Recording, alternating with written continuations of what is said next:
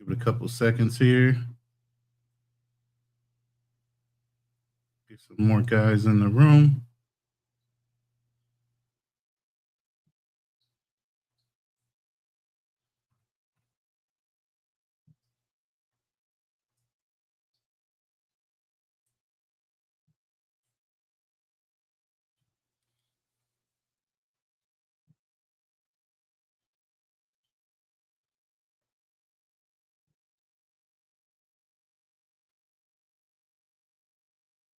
I'm doing about 5 things at once. It's crazy.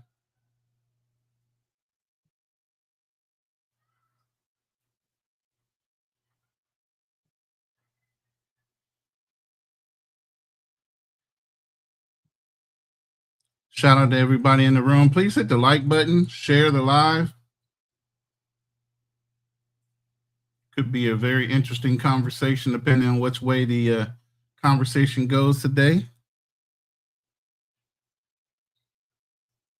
This is open topic, as Misha says, so we can pretty much chop it up about anything.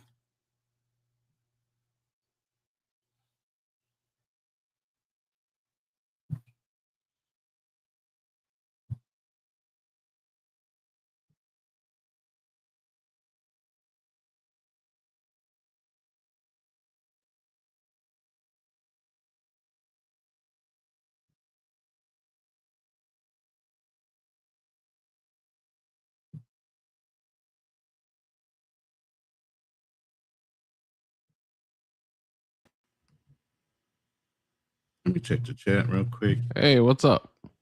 Yo, what's going on, Travel? I think I messaged you on Instagram. I think You I got did? your song ready. Yeah. Oh, I didn't see it on Instagram. Which one did you do it to? My Ronin Travelers or my other one? The other one that's whatever's linked to your channel. Probably the Ronin Travelers, the one I don't go on altogether. Oh, okay. You know how you have to Whatever put up, that one. Yeah. I don't know if I don't know if Instagram allows me to send a file, so I didn't figure that part out. You can just hit my email. The Ronin Travelers at gmail.com is fine. Okay, I'll do it. I played a buddy of mine's. I don't know. Were you in the room that day? I played his. Nah. I don't think so. All right, I'm just pulling up my last live chat here. So I can see what's going on. But yeah, man, I'm interested to hear what you turn out, bro. Yeah, the other day. I put it, but I want you to hear it first. Right, I did a disclaimer one with one of the music video or one of the music clips a buddy of mine sent. I think it came out pretty damn good. All right. You know, but I'd like to hear yours, and I'll tie it up with something like I did an intro video. I have a disclaimer video, and I'm using music in the background over whatever the voiceover is, and then so we'll see. I don't think I have an outro. I don't have an outro yet, so for my personal channel, not for Hit and Run with Fearless. I have all those. It doesn't matter. If you use it, you don't use it, I don't get offended. It's just a song. No, I'll probably use it for sure. No, don't say that. You got to say it first. He said, no, I'm not sure about it. You know what the thing about it is, though? A lot of artists, man, they think, they don't think highly of their work. It takes somebody else to hear it before they actually feel like, okay, we did something. Or I did. Yeah, something. I ain't one of those people, but it's Sony AI, so it's not like I'm in the studio cranking up stuff. Right. So right, I don't look at it as I have any skills. No, I get it. Yeah, I definitely get it. What's up, everybody in the room? Welcome to Vibing with Misha. It's open panel. I am simulcasting, so be sure, Uncle Guns, include Vibing with Misha's channel as a link and have people subscribe to it. I appreciate it, Uncle Guns. What's up, Ronan? What's up, Travel? My bad. My sister, she's celebrating her birthday in DR, and she's celebrating it on Monday at Mixers. And I know everybody over there and stuff like that, so I'm trying to plug her in with the right people. That's in July, but she still got so many questions, and I'm trying to see if I could actually make it down there to celebrate with her for like 3 days with Rainier. So everything is just all in the air right now. But that would be super lit if I could get down there and get some mixes, because I would really shut that shit down.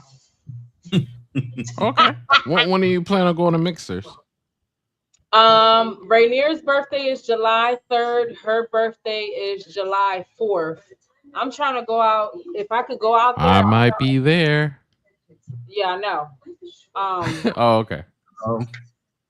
So yeah, I'm trying to go out there for a couple days, like not nothing too long. It's literally like a weekend warrior type shit, but during the week. Okay. All right.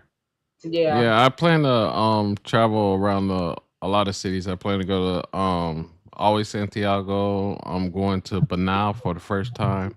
La Vega, and Santo Domingo.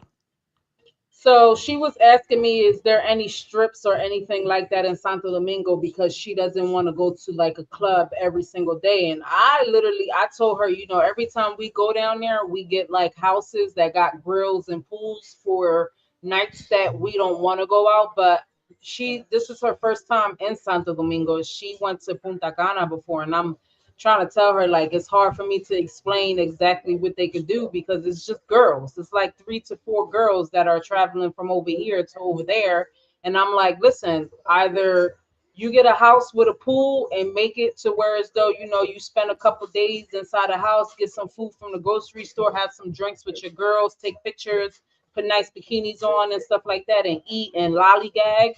Because I don't know nowhere where you could just walk in Santo Domingo and enjoy a strip. Like for me, Santo Domingo is somewhere where you got to go and make plans and have plans and know some locals, or you're just going to be catching a cab from your Airbnb stay to your destination, like mixers, like Paris, like, you know, everything is like club and restaurants. You know what I'm saying? Am I right? Am I on board with that? Pretty Like, much. Yeah. Shout out to Peppers. Shout out to Uncle Guns. But yeah, so I didn't know what to say. So that's pretty much what you got to do, right? When you're in Santo Domingo, right? That's the only thing I can think of. I always I've been telling Prime that, you know, I don't really like Santo Domingo too much. Yeah. Because everything I'm not the nightclub person and all that other stuff. So every time I go to Santo Domingo, I gotta go to another city. I gotta go to Boca Chica. I gotta go to Lamar. How old are you, travel POV? What do you say? How old are you? 43. Oh, okay. Yeah. Okay. So it's like, young boy. What is there really to do in Santo Domingo? Exactly. Other than going to restaurants and going to clubs, and it's not like it's what's that the holy month called again? Oh, Ramadan.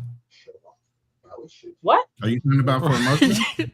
I'm thinking she's saying Muslim. Like, what is it, Ramadan? Damn, what's it called again? I think it happens in April or May or March. It's April. where people go to Mecca and they go around the thing. I mean, everybody's outside on the banshees and all that. What's that called again? Banshees. Semana Santa. Thank you, Romeo. I don't even know. Semana Santa. I'm thinking Muslim. Different. What you say, Rona? I said I was thinking Muslim because I think it's a Ramadan or something like that going on this month or whatever in down in Saudi Arabia. Yeah. Oh, okay. Shout out to True Prodigy. What's going on, my guy? What's good? Happy to join. What's good? Hey, what's up? What's up?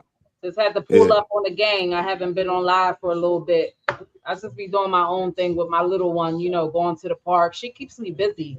And like I was telling y'all earlier when I opened up, I don't know if y'all were tuned in, but it's just like I be feeling bad sometimes to like come on live because it's just like I don't really be having much to talk about when it comes to travel plans because right now we on sit down, we on grinding mode, we working, you know. So I feel you on that. I don't even go. I don't even go live like that no more. So I feel you on that. Yeah. Yeah, but Misha, I appreciate you for letting me join. I'm probably not going to be up that long because travel POV and Ronan, I heard you guys was like working on like intros and outros. I'm actually like right now I'm in the middle of working on like different intros and things of that nature. So I'm like that's a project I'm working on now. So not going to be up here that long because of that. But I just have a question for the panel since it is, I think, open topic, right? Yeah. I got you. Salute, So Style King. Hit the link if you can. Go ahead. Sorry, Travel. not well. So the question is pretty much like, and this is more so for the men, but Misha, you can chime in on it as well if you want. How important is it for a man to have a standard for his life or for the people that he interact with? And what happens when, well, these are like two different questions, but I just start off with the first question. How important is it for a man to have a standard for his life and for the people that he deal with? But yeah. Damn. Roland, Are go you ahead. serious? I don't know. I mean, that's a goaded question for real, though. It's a good because question. every man should have a life standard. Yeah. How you're going to carry your life, what you stand for, what you don't stand for, and you're going to hold the line to those standards, whether it be with your friends, people that you do business with, whatever. You're going to have some kind of level of standards, not only living standards, but the way you conduct yourself and the people you will or will not be around when it comes to those standards. So automatically, as a man, if you setting yourself up analytically, you're going to hold yourself to a certain living standard, a certain way of working, and a certain type of friends that you're going to keep. What do we say all the time? All the friends you first started off with, you're not going to finish with. Why? Because your standards change with experience in life. So at the end of the day, you're going to have to live your life with standards. If you don't, you'll go for anything. People will drag you down all the time. I mean, I used to tell my stepson, play football. And you know how everybody wants to be included in the group, right? They're not on the field practicing. They're not playing the game. They're not taking the hard hits. They're not putting in the work, but it's we won the game. He used to have a friend that stayed around him all the time and would pick fights and use him as leverage to try to protect him after he picked the fight. I said, look, man, you're going to have to pick your battles. And if you know you got a friend that's living off of your fucking shine or your swag because of your position in life, you got to learn to cut those guys loose. They're not there to help you. They're there to steal from you. So if you don't have those standards, you're going to have all those type of people swarming around you all the time until you fucking dried out, used up, and then they'll go to the next person and you're there by yourself. So yeah. Misha, I'm gonna need you to do me a huge favor. I know you don't stream like that, right? But whenever you get the time, please insert the Don DeMarco. That deserves a Don DeMarco. Shout out to Ron for that. Yeah, that was a good answer. Hit that Don DeMarco. There you go. Don DeMarco, what are you talking about? I'm lost. He's talking about It's a sound. Yeah, it's a sound. It's a sound effect. Yes, a sound effect. Here you go. It's not in there. It's not in there, Misha. You got to put it in there. Listen to this, Misha. Listen to this.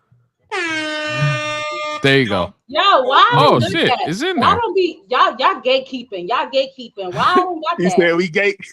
You gotta download. All you have to do is download the soundbite, and then actually in StreamYard they have a new mode where you can upload little sound bites that you can play live. So StreamYard actually has a sound board built into the app now.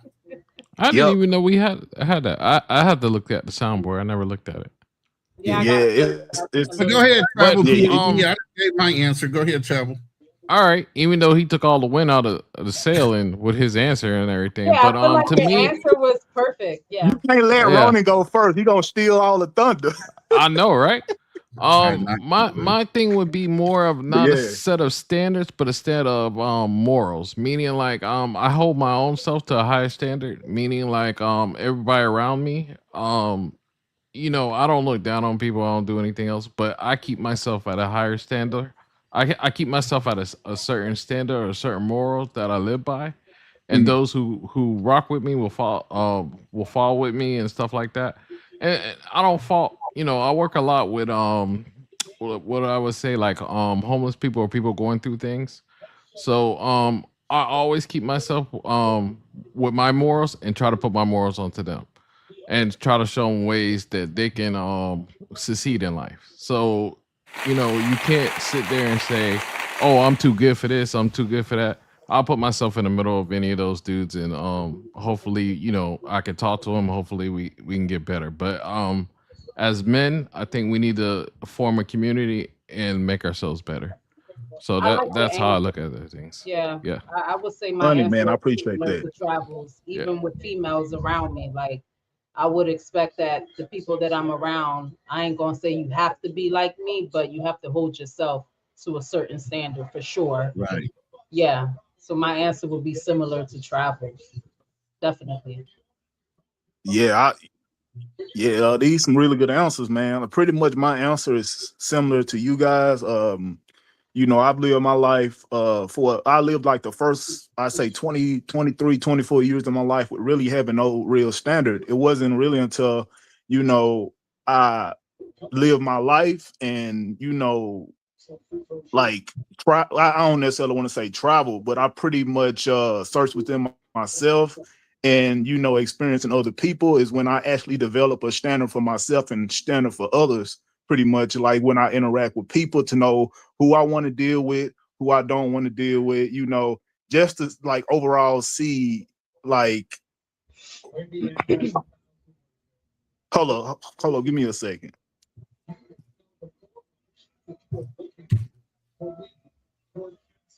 By the way, hit the like button, share the live. If you're not subscribed on my channel to Vibing with Misha, the link is in the chat. I'll drop For it you to again. click on and actually subscribe to her channel. Uncle Guns dropped it, but she'll drop it again for everybody to see. Thank you. My fault. I had to cut my computer off. I still had it running or whatever. But so that's pretty much the situation with me. Like I've dealt with a whole lot of people, and a lot of people that I've dealt with never really gave me a certain level of respect until I demanded it, you know. And when I started demanding respect, that's when I had established, and that's when I had set a standard for myself, you know, pretty much, you know. But that's pretty much my answer on that. But it's one more question I want to ask you guys before I dip off because my computer running. You have some good questions. I gotta finish my project, but no, I appreciate that. But this the last question. So have you guys ever like broke your standard? You know, like has it ever been an exception to where you pretty much broke your standard? You know, like you had some like a prerequisite set, you know, you had a stipulation set, but it was an exception that occurred to where you were like, dang, this isn't something that I want to do, but I have to do it because of the circumstances that I'm in right now. Like, has that ever been a situation? Like this has been a situation for me plenty of times. So I just want to see, has it been like that for you guys? But yeah. And you can use like women any always example. break. I know that's kind of like broad and vague, but like example with women, example with business, example for your kids, just any example you can think of. But yeah. Women always break my my thing. I used to a lot of times like I can't even get back to that discipline. I used to exercise I used to exercise in the morning and I used to run at night, and I did that every single day. Discipline every single day. Lost like 80 pounds in 1 year. Wow. And then I got married, got lazy. Wife was like, nah, you need to stay in the bed. After we got divorced, gained all that weight. I still can't get it off. So I know that's one of those things. I let my standards get to me, and I slip on other things, but women always get me. So shout out to Style King Travel. Thank you for support and showing the channel love. Misha, I'm gonna try this for the first time. I'm gonna co-stream. Let me know if you get people when I do that. Okay. Yeah, sure. People ain't here. What you mean? Right? No, if I get like if she gets people on the building, me and Ronan. So make sure y'all. How many hard legs be following you, Travel, that would love to see a woman on the screen right now? Come on, man. Stop being selfish. That's why I'm doing it. But anyway, hold on. That's why Ronan was like, "Yo, hit that settings." Yeah, let me stream this out. Let me get you some people up in here. Honey, man. All they doing is okay. So the question is, have you ever stopped your standard for reasons? Yes, Well, absolutely. yeah. There's always Well, exceptions yeah. to the rule, and sometimes it could be a women. It could be a marriage. It could be a commitment, a word that you gave to somebody that causes you to go outside yourself and do something in addition to what your normal standards are. I know once I started getting hurt, I wasn't able to work out as much. So that dedication stopped as much as it used to be. And then obviously having a relationship causes me to check my standards on certain things I do and don't allow, you know, especially in a marriage, because it has to be compromise in a marriage. You can't be so rigid, you know, but at the same time, if it's something that differs from you and your health, he should be understanding. So uh Damn, you that actually that I apologize for cutting you off, but that literally happened to me. I had broke a standard that I had set for myself because I got sick. I was sick and I had a migraine at the same time. You know, so I couldn't think straight. My stomach was screwed up. You know, I had a whole lot going on. So what I had going on at the time, I pretty much had to actually, like, I'll say this, right? I told myself, this was a long time ago, over a decade ago. I was working at this job, you know, and I was pretty much on my last strike. And they told me, if you miss one more day, you're gonna get fired. And I was on the road for a good 3 months or whatever. But it was a situation that occurred to where I slept weird, and as a result, I didn't get sick from that, but I slept in a weird position, and all the blood from my feet went to my head, and I had caught a migraine. And on top of that, I had ate some bad food. I had got a stomach poison, and I told them what was going on. Told them I was sick, and I told my supervisor. I let him know. I was like, I'll never miss a day after this, no matter what is going on. But I had to miss that day because I literally couldn't make it because of how I was feeling that day. Even when I tried to go, I couldn't go. I was literally vomiting on the way. So I was like, let me turn around. I can't make it happen. I can't do this. So when that happened, you know, I ended up getting fired and things kind of went downhill or whatever. But this was a long time ago. And that actually taught me to, it's like the pimp say, in order to I can't remember the saying, but it's along the lines of, in order to, like, it's something like, in order to get ready, you have to stay ready, or something along those lines. I think you guys know what I'm talking about. Yeah. You know, if you're ready, then you won't have to get ready. So pretty much, if I always prep and prepare, you know, and just be on point and just have all my things in order, then I won't never be in this situation. So I've always stood by that 100%. You know, so that's what happened to me. I had a strict standard set for myself, waking up 2 hours early, you know, getting everything prepped the day before, but just circumstances occurred, you know, that was out of my control, and, you know, one thing led to another. But give me 1 second, let me turn my computer back on. All right. Shout out to who's the brother in here? Damn, I just switched screens off and I just lost him. Oh, Wilbro. I appreciate that. I think you might want to check your Cash App, Mish. I think he might have dropped you a Cash App. Oh. Wilbro. But I have 2 Cash Apps. I did shout out the other day. One from T-Mac. Thank you for the $10 Cash App. And my nephew, Bert Ross. Appreciate the $8 Cash App. If you guys are listening to this on the replay or whatever, I just wanted to give you your props. I thank you for the support of the channel, and hopefully you guys are doing the same. Misha has her Cash App scrolling at the bottom of the page. Subscribe, and also, you know, help support the channel. A shout out to Willie Brown Jr. sending me the $10 Cash App supporting the channel. Come on, not the government name. Come on now, don't put the government name. Oh, I don't know. I'm sorry, Willie. Wilbro. I'm trying to figure out. Is that somebody in the comments? Already out. Yeah, that's somebody in the comments. I'm sorry. Shout out to Wilbro. Appreciate you supporting the channel and the content always. Thank you, brother. They already done dogs me, so. But like I said, this is an open panel. I sent the link to the chat.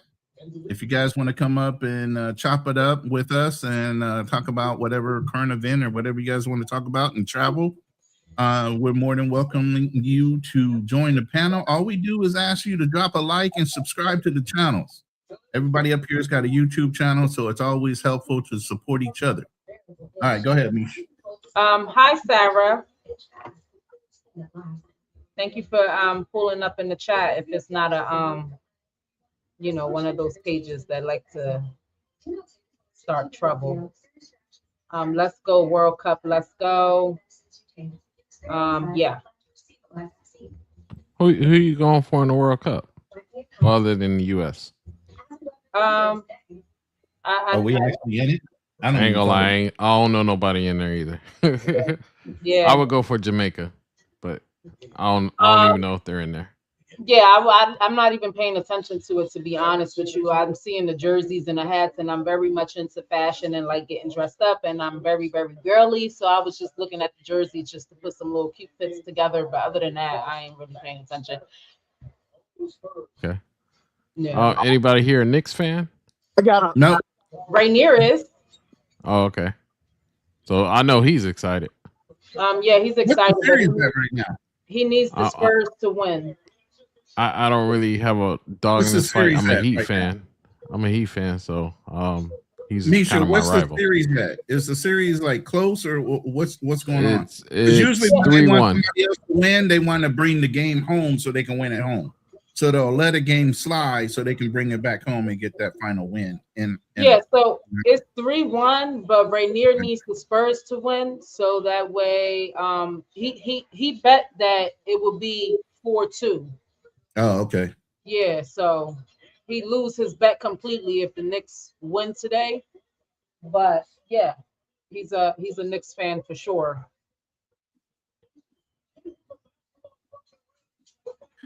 Misha, I don't know if you want to elaborate on the question I asked. It's completely your choice if you want. So, the last question that last question I would say, what was the question again? I'm sorry.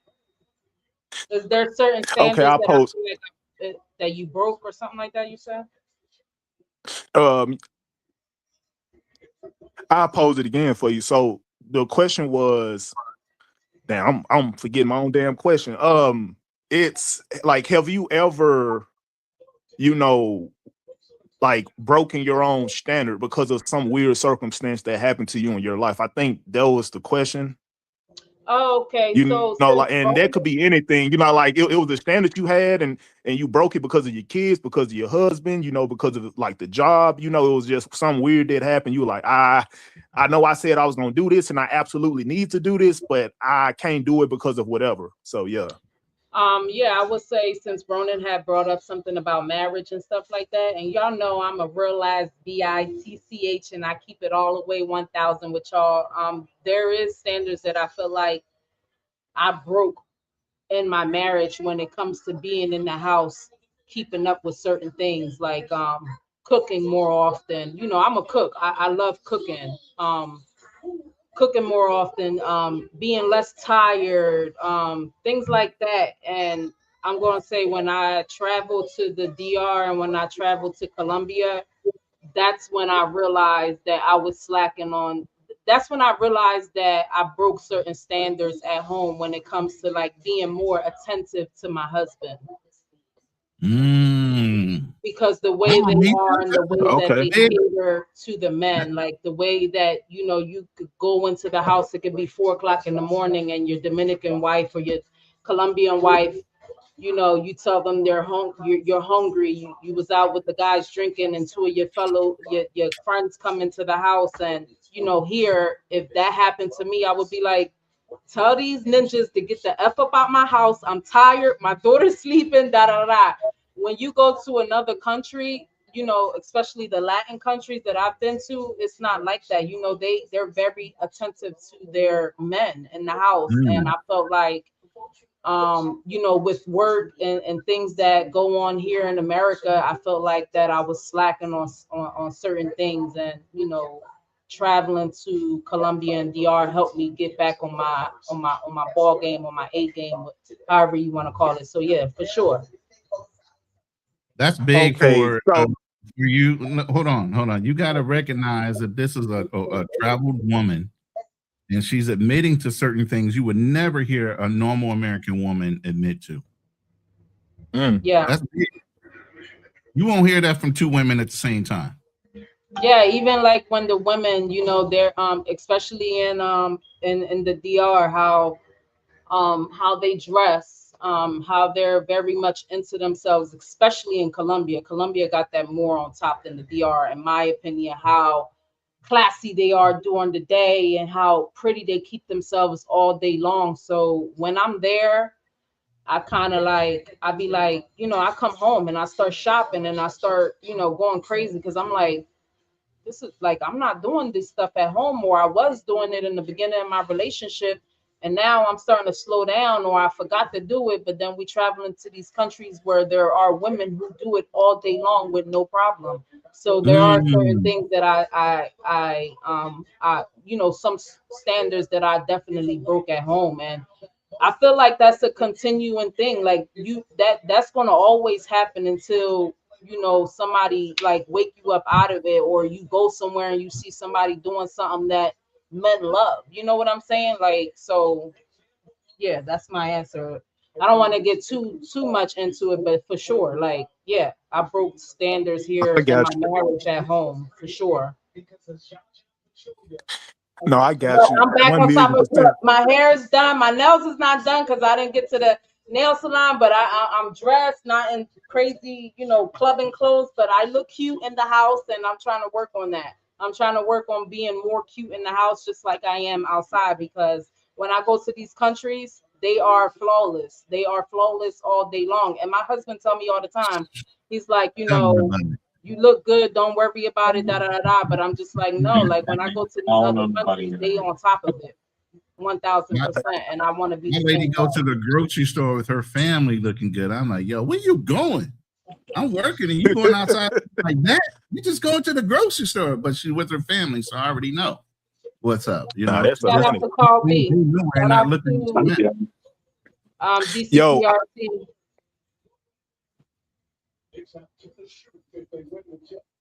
Go ahead. I'm sorry, I ain't mean to cut y'all off, but oh yeah, yeah. that was my answer. No, so I have one last question. I promise you I have to ask this question. I'm gonna get the fuck off of here. I know y'all a prodigy of knowing asking these all these fucking questions. But No, man, we like your questions. so I like them. now I appreciate it. This question goes with like the video that I just dropped. So this is the last question I'm gonna ask. I'm gonna give my response, and after I give my response, I'm gonna drop down, and you guys could elaborate if you so choose to, right? So the question is, has it been anything that you've been consistent with, that the standard that you set that you haven't broken? Like for me, I said that I had caught a heart attack. I did a live stream about this like well over a year ago, right? I almost had a heart attack doing something that I was in my. I'm not going to speak about that. I'm not going to speak about that. But I caught a heart attack, and after I caught that heart attack, I told myself I was going to be consistent with keeping up with my health and keeping up with my strength. You know, working out in the gym, so on and so forth, right? So that's pretty much been the situation for me. I had caught I didn't catch a heart attack, but I almost had a heart attack a couple of years ago. But and like I said, since I experienced that, I said I never want to go through that again. That was the worst, like one of the worst periods of my life, right? So that's been something I've been extremely consistent with, just being consistent with, just not even really just the gym. Well, actually, the gym is a huge factor, but more so just eating healthy and trying to live right. You know, I'm not perfect, I'm human, but that's pretty much been my standard that I haven't broke from the point that I set it on up to this point right now. But with that being said, I bid you guys to do. I appreciate you for letting me up on the panel, Misha. I'll holler at you guys. Peace. Thank All you, right, Valerie. appreciate you, brother. So since he answered his question with being consistent, I'm gonna say mine is for the past 3 months, I literally been very, very consistent with being the first person at my job every single morning. I'm the first person in the parking lot, I would say 7 o'clock on the dot, probably 7:45 around there. But I start my shift at 8:15, so I'm the first one in the parking lot, and it's been like that for like 3 months because I set a goal to where as though I told myself I was like I gotta stop being late before I get a write up and things in that nature. So that's something that I actually been consistent with. I'm very happy because I have myself on a set schedule, and I'm proud of that. I feel grown. I feel very, very grown. Mm. And I need my job, so I've been very consistent with that. Shout out to my baby mom, Tam, Oh shit! for pulling up on us. Damn, what's going on? Damn, girl? Misha, when you went missing, Tam went missing. Listen, So now she's back. we're hanging out Wait, together. Misha went missing? What did I miss? No, y'all both were gone. We haven't heard from y'all in a while. Oh, we was just living life, you know. Yeah, and we Okay. grinding. Oh, so Tam, since you're the second female on this panel, would you like to answer that question? Is there something that you would like to share that you are happy with, that you've been like very consistent with, that maybe you were slacking on before and things changed and you're proud of it? Or Lately, honestly, I've been watching my mouth very well. Until today. Nah, for like a month. I've been working on it. That's it. Okay. That's good. Small victories, right? Yeah. No, that's a big victory. It was Oh, wow. reckless. Oh Lord. You said I was think my reckless. mouth is always going to be reckless. Oh And shout out to Miguel. What's up, cousin? Miguel. Let me say mine real quick. Oh yeah, go ahead. Sorry. My biggest thing I've been consistent with around 2020 I decided to pay off my student loans because I said if I'm going to retire on time I need to pay off my student loans. So I was scheduled to finish them by 2032 and I finished them last month. So Congratulations. Yeah. so Yeah. that I stay consistent with that. Good. So that was the biggest thing I did. That's a really big thing. Yeah, it was huge because I owed a lot. And that's early too. Yeah. So I'm on track to retire on time. So Great. that's my biggest thing. Yo, DC, I'm trying to get better with this, man. Like, 4 different people hit me up on Instagram. I don't know if y'all in the chat, but shout out to y'all. But 4 different people hit me up and they like, yo, where you been at? Why you haven't went live? We need a live from you. And I'm just like, I don't know what to talk about. But I guess sometimes people just want to see a female on live and join panels because I was trying to get you on my panel the other day, but you were too busy. Remember? I had the baby next to me. Yeah. Yeah. And she just fell asleep, so I was like, today's not a good time for me to get on. And I think it was during the week, and I just mentioned that. What day was that? Oh, Jesus! It had to be about 2 days ago. I think it was Yeah, so a Thursday week night. day, and I I think it was just, Thursday night. Yeah, for y'all. yeah, I just had mentioned to y'all that I've been very, very consistent with getting to work on time. I've been the first person in that parking lot for the past 3 months. I've been getting the proper amount of rest to get me my day started the next day. So, when it comes to being on the live panels all late and stuff, I just can't do it. But today, the baby's not with me. I'm outside. I'm inside, but I'm outside. Okay.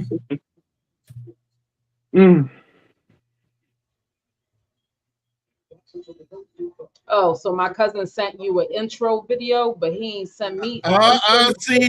See, Miguel, bro, you messed up right there, bro. You should have never, ever put that in the chat like that. Shout out to Travel. Travel sent me a intro. I'm looking for travels right now. I can't find none of them. Hold on. Travel, you didn't He send sent me it. one, but I don't know how to upload it on here. I'm looking for Miguel's right now, but how many? When did you send it, Miguel? But yeah, I just put a whole disclaimer on one video, on one song from another subscriber of mine. So if you send them, I will use them in some way, somehow, some fashion. I would definitely Yeah, Misha, I gotta learn how to do a lot of stuff too on StreamYard I'm too. looking I'm at still learning. the. I'm looking for your email, Miguel. What's your email? Carl It's not. B, Yeah, Hmm? yeah, what's Misha. It's up? me. What's up with you? How you been? I've been fine, I've been doing my thing. Busy. Oh, okay. All right. Just checking Oh, you in. Carl, sent it 2 weeks ago. God damn! Wait a minute, bruh. Carl, where you been? All right, what where you at now? Are No, you in I'm the in states or you yeah, still yeah, in I'm in the States. I'm Florida? in Florida. Oh, So He like just I've been okay. traumatized. I could have sworn he said he wasn't going to travel anywhere anytime soon. yeah, Oh, not okay. anytime soon, especially with what's going on. But yeah, I've been kind of studying for that CPA, and then Okay. yeah, that's pretty much Man, it. don't stop your travel, man. Go out. Nah, man, I gotta stop. I gotta like kind of recalibrate because I have some really big plans about some stuff. So yeah, I've been talking with my brother, and I'm like, I think I probably spent like 7 grand when I went overseas. Which I mean, I have it, but it's like that's not the smartest decision. Well, on 'Cause that girl that ate all your food. nah, not even that. It was just like it was bullshit. Really, like I didn't want to cook, so I was eating Subway and shit, fucking nonsense. And then I part of me, I'm just like, when you spend money when you're young, it's different when you spend it when you're old.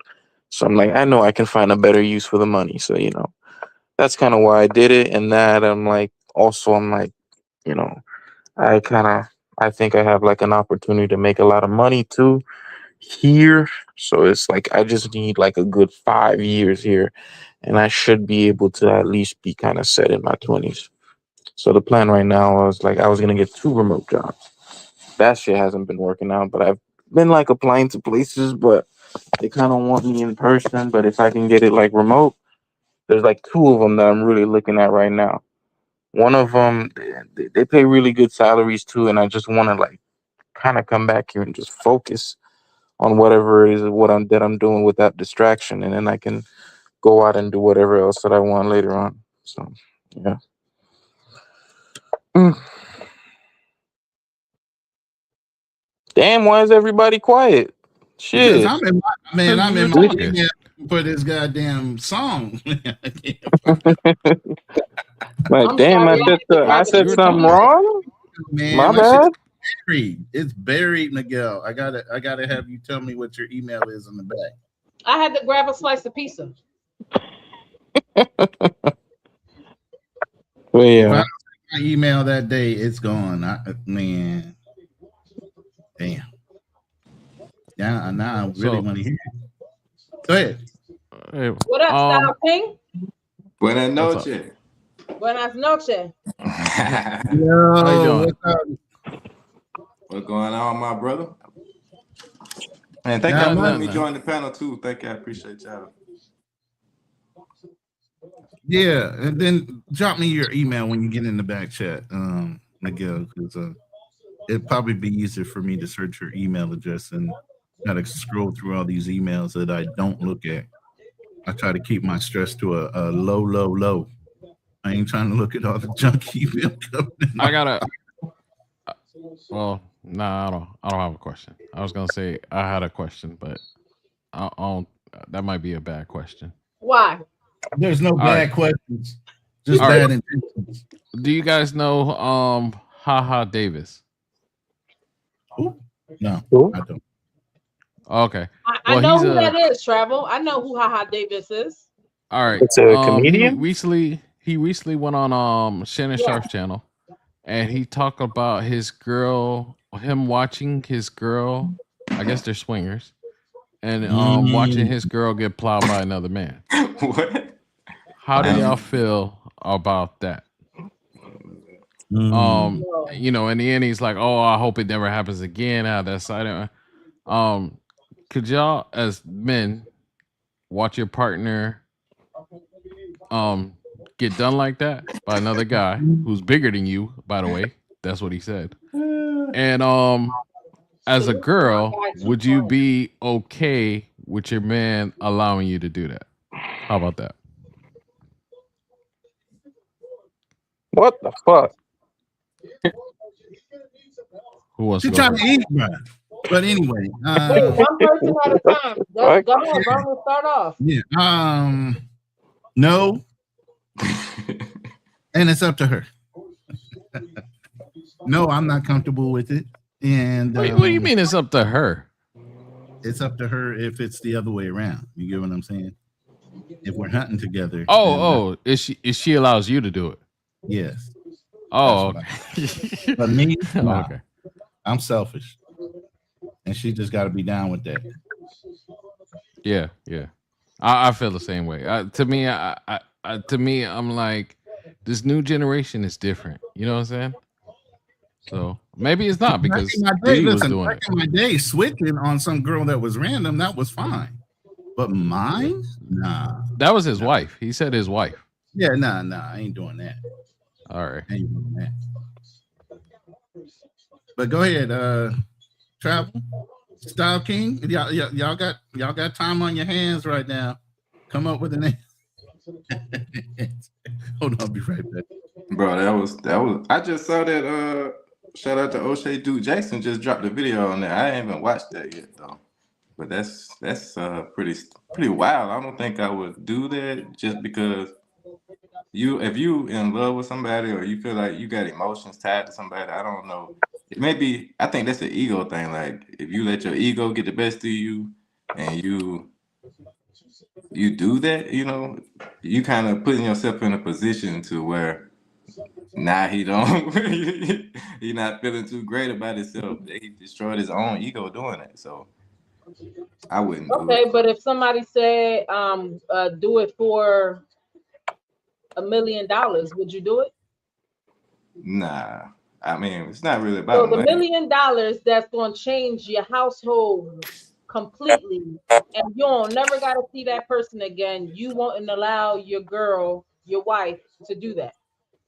I mean, I wouldn't know because she shouldn't even be my wife if we gonna bend our morals for money.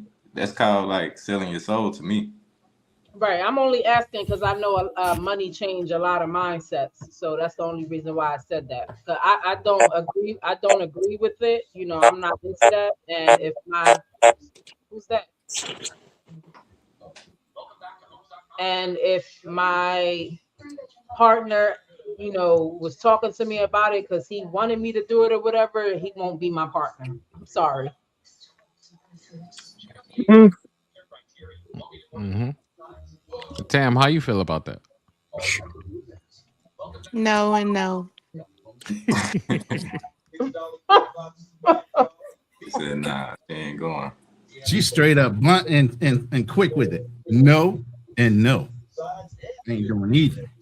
Shout out to cousin Miguel. I'm sorry, I'm eating a little bit. Yeah, hey Miguel, drop your email in the back so I can find your music. Yeah. I'm putting it down right now. Y'all in this email. Yeah, I'm putting it in there right now. Hey, what's up, Miguel, everybody? go ahead, answer that question. What's that? What's up, cuz? Answer that question. Oh, if I would be comfortable with my John getting bust down. Nah, ixnay on the xnay. Nah, it ain't. Nah, it ain't going down like that. Nah, no. It's like I'm supposed to be sitting up there and be a cuck and just watching that. Man, what? Right. What? No. Adam one tried that shit and look what happened. He's getting divorced and he's a multimillionaire. Yeah. Nah. Look, bitch, have some motherfucking class and cheat on me. Have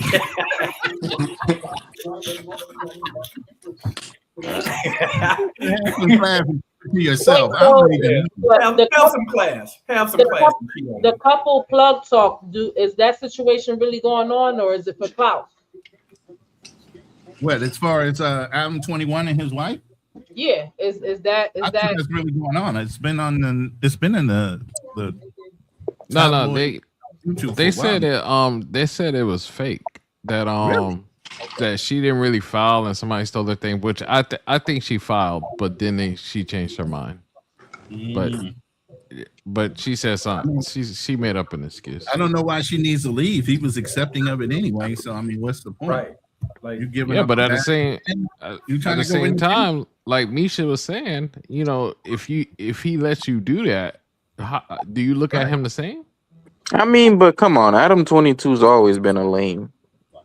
Come on. It's not about that. It's about her feelings changing for her man. If he Yeah. allows her to sleep over and over and over with different Yep. men, as a woman on a woman's perspective, Absolutely.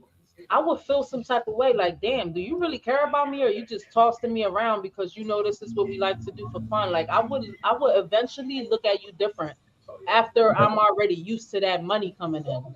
Yeah, and because Exactly. you hit the nail right on the head. And who said about him being a lame? Nah, that's really on some like pimp, like back in the 60s, 70s pimp type shit. Like, this my bottom, you my bottom bitch. You gonna do whatever I say. Go out and get that money, because basically that's what he did. He pimped his wife out. Wait, hold on. But I thought like they were kind of doing porn together, and this whole thing. It was weird. They were, Carl, they were doing it together. It became a business. But what I'm saying, as a woman, eventually you get used to that money, and then you're gonna feel like, damn, I'm for everybody. Like, I want somebody to just want me, like that.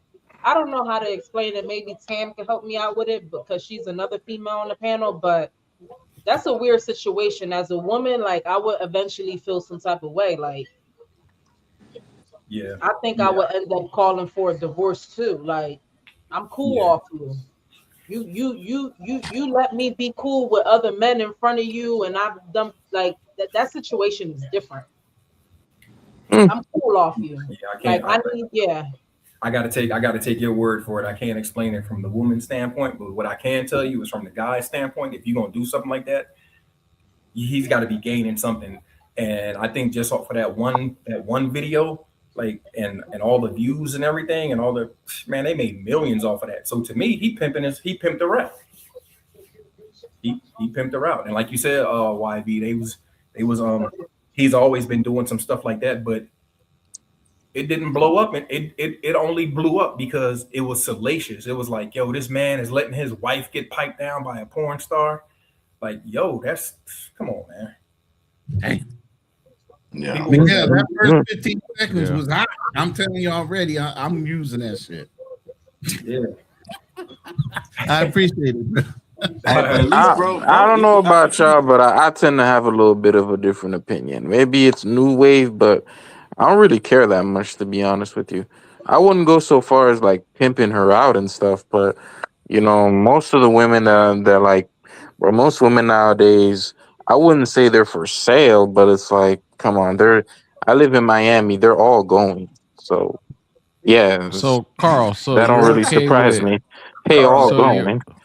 that you Carl, you're really, okay with your girl, your main girl, or whatever you want to call her, your partner, or whatever you want to call her, getting pipped down, getting bust down by another dude, or getting whatever Yeah, as smashed long out of as his she I don't face. eat mean, all his like, food. because the thing is, I've never been like a I love you, baby type of dude, or like, I don't really want to have kids or get married. So I'm like, why does it even matter to me? I don't care as long as it's like you busting it open from time to Yeah, time but for me. All but right, whatever, do what you do. I'm talking about Ew. you so being in a you let relationship dudes, with What? that It's person. true. Like, what you want me to do? What you want me to be like? Oh yeah, fucking. wait So a you minute. don't care about your own girl busting it Right. open for other people, but you care about her eating all your food. Make it That's make what I'm sense. saying. Like, as a Man, it's bro. woman, I'm telling Make you, it sense, like, bro. it's a different situation. I Nigga, you Okay, swear. so Adam food is more 23. important You than your Adam girl. That's 23. what What you're are you talking saying. about? Well, I mean, that's a different situation. You know what I'm saying? The That's not like principle is the that. same. I mean, the principle's not really the same. It At is least in to this. me. At least to me, anyways, it's not really the same. I swear. So as long as she ain't eating all his food, then she can do whatever she want. All right, how about this? It's more apt to say as long as like she doesn't cost me too much. Like by cost, I don't mean like if I'm dealing with a chick and she just grates on me. All right, now I'm gonna be mad because now you're making me mad. But like if you don't make me mad and you just bust it open from time to time, I'm like, all right, she cool. Carl, You know what I'm she's saying? Carl, you're millions still of dollars. maturing. You're still maturing. Yeah, for He- sure. The bar is in Adam, hell. Adam He's paid 23. him millions of dollars, and I think he did buy her a Lambo as a gift after the fact. So if Adam he's buying 23. Lambos out Again. here, that means he done made a man already. You get what I Exactly. mean? Exactly. I was So, gonna say you know, in a So place you like go with Miami, that. like I think So you people go just with that. kind of delude themselves a little bit. Carl, They you're the think guy like, because you're an go ahead. accountant. You're the guy because you're an accountant. You're the guy that would allow your woman to go out there and make that $1 million for one night, stand with a millionaire, right? You're that guy. I wouldn't. I mean, I wouldn't really care if I'm being honest with you. I really wouldn't. I wouldn't get married. I just don't want to get married. But like, I mean, No, if that's it's your like, woman. That's your wife. you know what I'm saying? Her $1 million. That's your wife. I'm giving you $1 million plus to sleep with your wife for one night. You good with that? All right. Shit. Shit. Adam 23, like I've been saying. Adam Like 23. I'm not gonna be like, you know, I'm not gonna like, as long as you don't like put that shit on the news or you fucking embarrass me, then cool. You know it's what a I'm saying? movie like that, right? Yeah. Yeah, it's a movie exactly like that. Mm-hmm. Hey, I just want to say, I think Adam 22, he kind of pimp himself out too, though. So it's not. I think he just don't. I think he prioritized money over everything. Yeah, that's true. Adam 22, I would say, is just kind of embarrassing, you know. Like he's one of those, he signs up for that boxing match and then he doesn't train, I guess, so he just gets his ass beat. And like you just look at somebody and you just laugh at just how pathetic they are. That's how I kind of feel about Adam 22. He's just pathetic. You know, I don't think his girl is leaving him or he's having his relationship problems because, you know, his wife is banging other dudes. He's having his relationship problems because he's pathetic. You know, and he doesn't really have any, you know, code that he lives by. He's just kind of, you know, a right now kind of dude, if that makes sense. That's just my opinion on it. He's trying to Aren't make you it. a right now, dude? Yeah, it's called Indecent Exposure, and it's Robert Redford, Demi Moore, and Woody Harrelson. Carl B. Yeah. Aren't you a right now type of dude? Nah. I wouldn't consider myself that. Nah. I thought that's what you said a few seconds ago about, you know, she just busted open or something like that. You said, and I'm cool. Like, Good with it. Yeah. But as far as like me going in and try to be like pretending to be something I'm not. No, that's just not me. That's just not me. Because I know for a fact that like half the time I'm like banging other women too. So I'm not gonna be like, oh, you know, that's not acceptable. You know what I'm Carl, saying? So I'm like, come no, on. Carl. He said he's not getting married though. I don't like No, the loss no, of but you guys are innocence in supposed to be Carl. married. That's the whole point of it. You're married in this. Who said I was ever innocent? I did. Bruh. You're the little babycito. I don't like when you talk like that, Carl. It hurts my heart.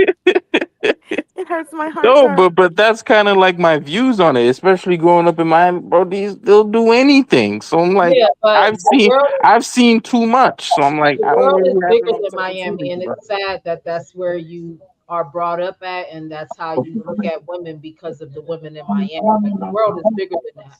it. Hold on, me. I'm not, Misha. I'm not gonna say.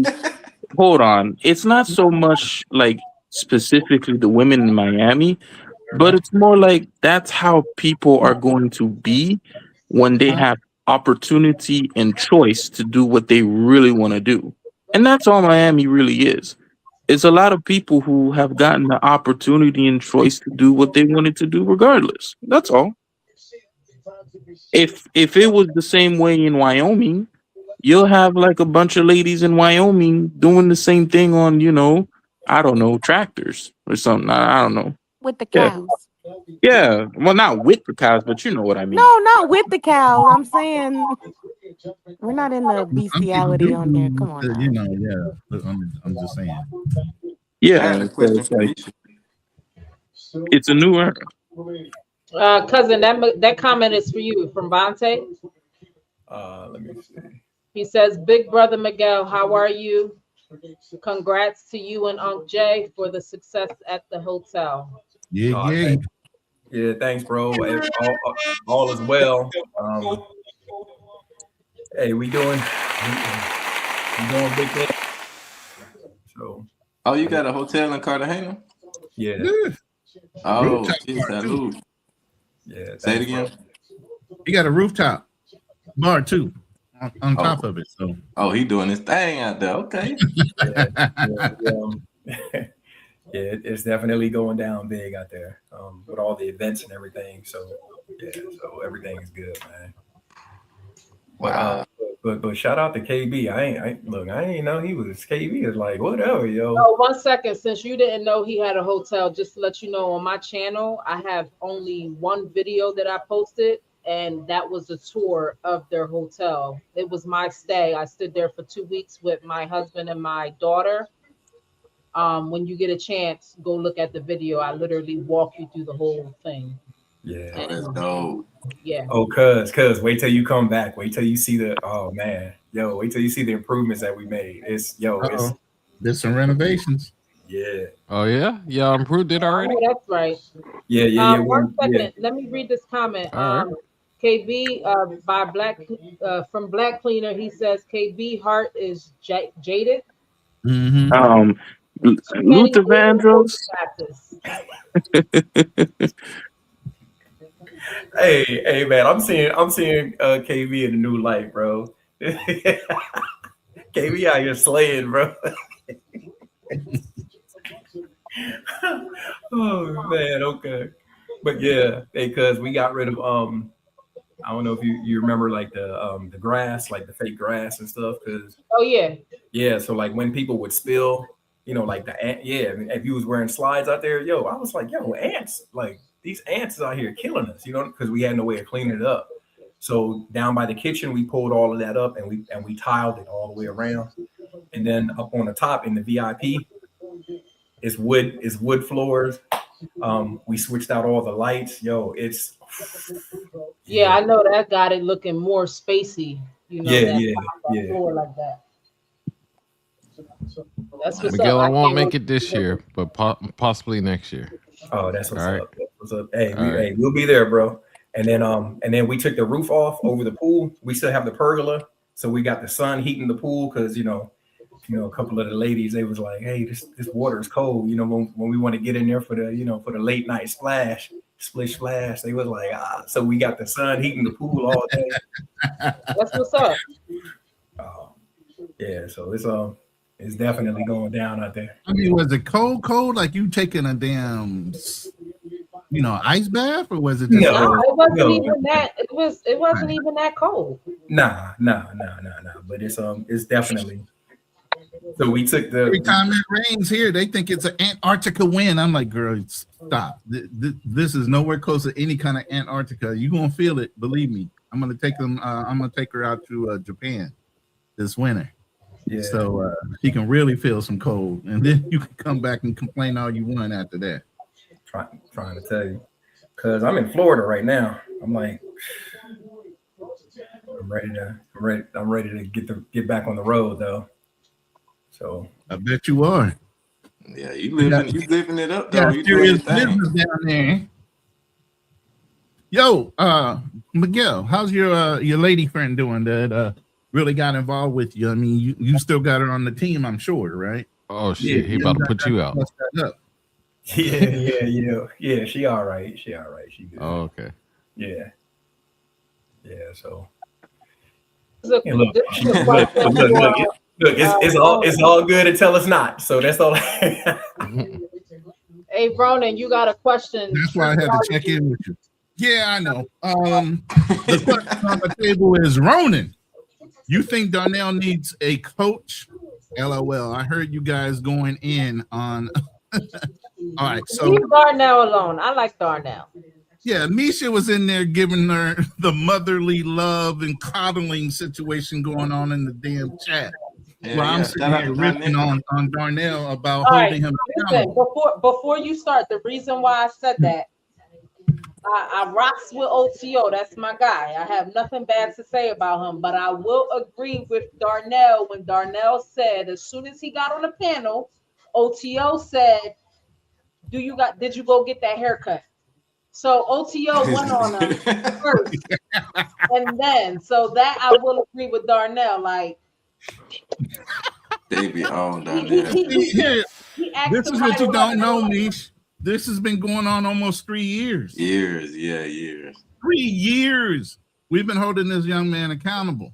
He ain't that young no more. He's 40. He all Okay, right. so He this good. started He a good little with Darnell me, while 40? man. ago. I hope Darnell He's 40 pop up something, yeah. today. I don't know. OTO, I think, is a CIA agent. The way, What the? man, OTO don't give me CIA agent. man, he's like a subverter put together by some kind of foreign government, bruh. The Why way you this talking about my man, boy like that, man? yeah, I What swear to what's God, man, going the way on? he's like, oh, I'm like, bro, is this man a subverter? Like, we were just talking about this, and somehow we talking about cheeseburgers, French O2O, fries, and how Americans are too fat. O2O is good Like, about bro, rolling shit right back to money and how to make it. That's what O2O's thing is. I'm gonna teach And you how to he's make money also every about, time. holding people accountable. Yeah, Stop making excuses. You want change, get up and get off the couch right. and go get it type of guy. That's what it is with him. mm-hmm. I'm not really trying to change the subject. I just wanted to ask Misha a question that when I was in the chat, I didn't, put it in there. But where did you travel to? You said Dominican Republic. Like what part of Dominican Republic? And then you went to Cartagena as well. I'm sorry. Ask me that question again. I didn't hear you. You went to Dominican Republic. I was trying to see what part you visited, and then also about your trip to Colombia. And did you go anywhere else other than that? Um, when I go to Dominican Republic, I always go to Santo Domingo. That's where I stay. Um, my trip to so I have been other places. I've been to Mexico. I've been to the St. Thomas. I've been to a few places. Colombia. I went out there. It was a Valentine's Day gift from me to my husband. And I pretty much was with Miguel and Uncle Jay, and they pretty much showed me around. We went to the clock tower. We went out to eat. We turned up at the hotel. We went to the red light district, all that good stuff. So, yeah. Did I answer that? I'm sorry. Yeah. I was just wondering because I didn't know. I get caught up though. I subscribe to your channel, so I get caught up. All right. Oh, And yeah.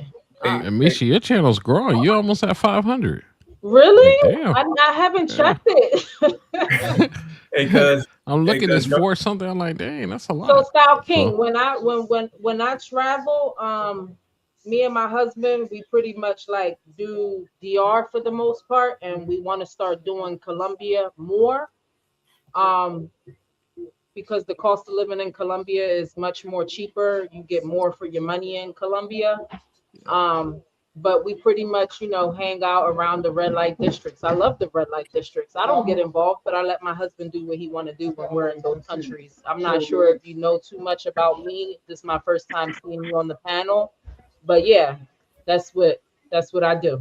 That's Well, what we salute do. to you, dude. You doing your thing. Y'all, hey Yeah. man, y'all some good people. I like that.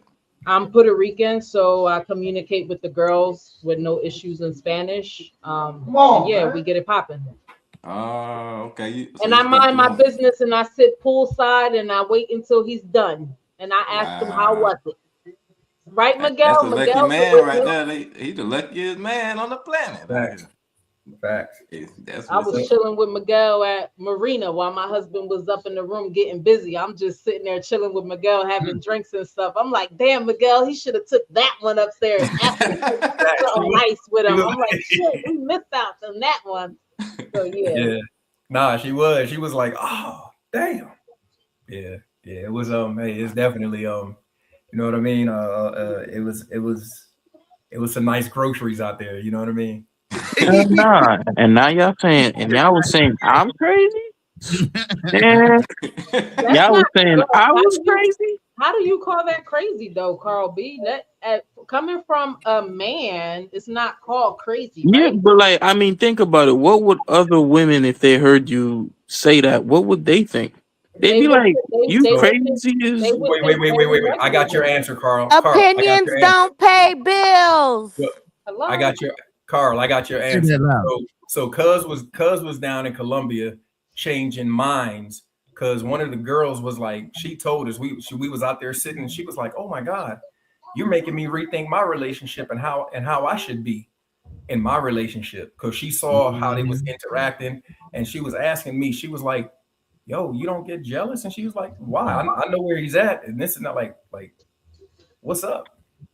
And she was like, I would rather, and she was Hey, just she was explaining to her why, and Shorty was just like, wow. hey, back shots. There is a Cash App scrolling at the bottom. If you can't send a super chat, hit her Cash App.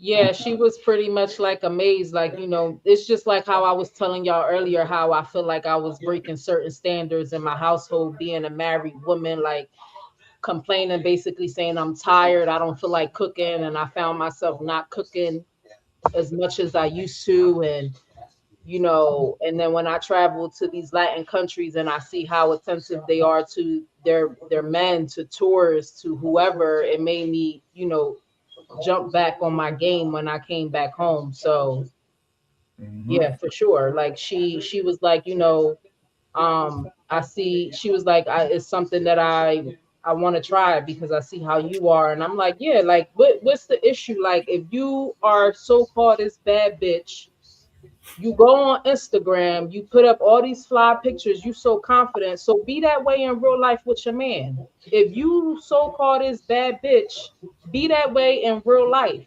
Shouldn't nothing I can't nothing in this world fuck up my home, fuck up my marriage other than God. I don't care how many candles you light in front of you.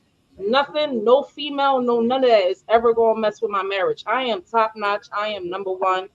My man is not going nowhere. I'm not going nowhere. So when these women claim to be a specific type bad bitch and you doing all this for the gram and for strangers and walking outside looking, so sexy, this, that, the third, okay, you got all that confidence, be that way with your man. It shouldn't be a problem. If that's Well, what you want to do, be that way. Yo, Misha, shit. from their Yo, perspective, like shit. it's like a job, just like anything else that they just kind of do because it can like pay the bills. And maybe they don't got as good of an education, but for them, Colombian women, they're never gonna accept that. Like if like what you do or what you did, if she took that to her friends, like it would just be unacceptable.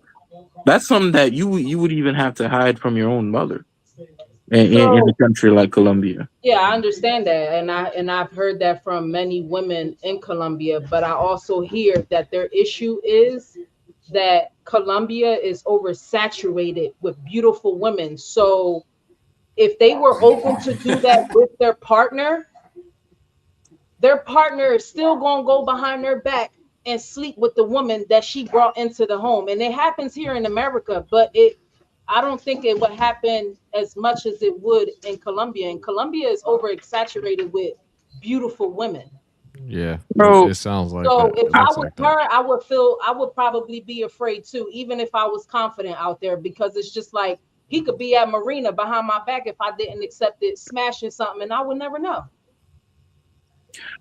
I mean, because I see what you're saying, but in my opinion, I don't really have a super great opinion of Colombian men. I think these are these are dog ass niggas. Like, even if you give them something like that, they still gonna cheat because they'll see this little prostitute down the road or something, or if he's halfway successful and he's got his life together, bro.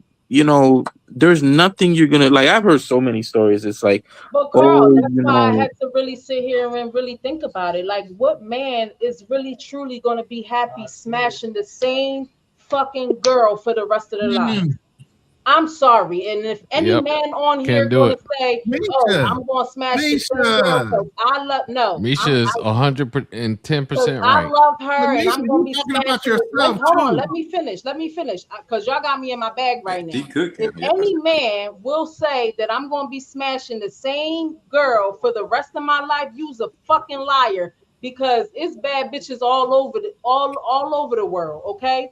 And for somebody to be walking around like, come on, like I could really get into details with this shit, but like tell me what man is really gonna be fucking one girl for the rest of their lives. So I was like, okay, let me just be open to letting him do his thing, because I'd rather laugh with my husband about, was it good? Was it stinking? Was it smelling good? Like the room, stuff like that. Like, I'm not with my girlfriends on the phone crying, saying, he was cheating on me, or, my girlfriends are not calling me saying, oh, I seen him in the VIP and he had these girls around them and they left together, da da da. No, that don't happen over here. It don't happen over here. So I had to really like put my thinking cap on and and put this shit together. Like, if we're gonna be together, I'm gonna let him explore, because show me a bad bitch and I'll show you a nigga that's tired of her. Point blank, period. Talk that shit, cuz. Yeah. Talk Yep. So like, true. show me a bad bitch and I'll show you a nigga that's tired of her. So like, be that bitch. Facts. Damn, she right though. Yeah. So like Carl B, like I don't know what else to tell you. Like, she said, get out your emotional ass feelings. What? Carl. No, I'm just saying that. How are people gonna be like, oh, that's so messed up. You don't care if she's smashing other dudes. It's like, I don't I do the same thing. I don't sleep with other men. I allow him to do what he do. I know about it. He's protecting himself, and you got to understand, like, when he's dealing with these women, there is no connection. It's straight off business. It's different when it comes to me and him. There's a connection there. We love each other. There's emotions there. Like, that's why I don't feel any type of way about it. And that's what these females here, when you say they're not going to agree with what I'm doing, you're 1,000% correct. They don't agree with what I'm doing here in the States. And I'm sure I got family members talking about this shit behind my back, but I don't give a fuck, because all of them going through issues in their relationship except for me. Damn. Oh, damn. I think my family that got married and divorced, and I'm still with the same nigga. Talk that talk. So I'm doing something right. Yeah. I appreciate your perspective. Dodging every punch coming her way now. She got a good perspective. She got a good understanding of men too, as well. I mean, I do. Like, my husband, like, I don't ever like have to worry about anything, because he gets it. Like, men have to get that shit out their system, and that's what you have to understand, Carl B. I think we cheat differently though. I mean, not cheat, but I think that if we like deal with a different sex, it's different. You know what I'm saying? I think for the majority of women, if they get with a guy, it's gonna be more. They're gonna be more tied to him versus a guy getting with another woman. If I got a wife or a man, I can stay with her, and even if I do sleep with somebody else, I'm not gonna break up with my girl because now I want to be with this other girl. You know what I'm saying? Like, that's what I'm saying. My husband tell me all the time, why would I leave you to be with somebody that's gonna have a problem with what you're allowing me to do? It don't make no fucking sense. I think Carl sees relationship is equal. I think Carl sees relationship is equal. Yeah, a little bit. A little bit. So I see where he's coming from, in a sense that if I'm gonna do my thing, she could do her thing. I guess that's the new world of thinking when you're younger. But I don't think it works that way for me personally. Women are supposed to piss. Women piss sitting down. Men piss standing up. Women are supposed to hold themselves to a certain standard. Point blank. Period. So all that, if he's doing him, I'm doing me too. I don't agree with that. Yeah. I'm old and school then when it comes you to will that. see you'll see in the future the women that who see you as an equal, who's gonna sleep with other you see that you allow them to do that, they're not gonna respect you anymore. Oh, so yeah, you'll see that part of that. But Carl, I mean, I don't know about that. I don't know about that one. I don't know about that one. Elaborate. I mean, because Whether I've had all this, I've been in like relationships, I've had sugar babies, and it's just like half the time I'm like, bro, I Wait, already hold on, man. know. So Hold like, on. Sugar why am I? babies. Carl, You're the Yeah, Carl, baby. you can't say I've everybody been in knows. relationships Listen, and then I had everybody sugar knows. babies. Everybody. Oh, I mean, I would say it's more complicated. Like if you've never been in kind of like that situation, it's gonna be kind of like something that it's like whoa, right? Like, but it's weird if like I could really describe it because it's like there are times where you might meet someone and they just want like this, like whether it be the sex or whatever it is, and then there are times where you might be with a chick and she just keeps trying to talk to you and convert it into something else for weeks and weeks and weeks on end. I've kind of had both, where in a way it kind of ends up does becoming a relationship in a way. It's hard to really put it into words and describe because it's like you can kind of tell, like you'll be like, listen, I don't know why you're doing this. I just want to fuck, but like you can just go fuck other people. Like I don't care. And then they'll look at you like, oh, like what do you mean? Like you think I'm gonna do that to you? And it's like, bitch, so that's what I mean. Like it can like depend. Like if that makes sense. I know it kind of sounds a Who little hurt you, crazy, Carl? Carl, who hurt you? Tam, get him. Get whoever it is. I was honestly really gonna ask him just based off his experience, just what he's been saying tonight, not necessarily what we're talking about right now, but it sounds like someone hurt Carl's feelings on his last Oh trip. yeah. That's how I What? feel too. I just don't tell everything on YouTube is all, You but don't have to tell everything, it's what in you what you We can say, hear it. baby. We what? can hear Little it. baby. I was doing less in Bogota than I was doing in Medellin or any of these other places. That means somebody in Bogota had your heart because you didn't give a damn about doing more. What? Something happened out there because Something he said happened, he's yeah. never ever going back over there again. Miss me with the power outages or whatever it is that he said. Something happened. Because he Nah, was it so really was. excited It to go was. over there. It He not. was so excited. It was really the cold. Like I was getting cold ulcers on my skin, so like I would break out into these rashes and stuff Sir, from the sir, cold. So sir, I sir, I really don't. It's sir. one of the topics wait, that hold up, goddamn bro, cold. hold up, Carl, hold up, Carl, Yeah.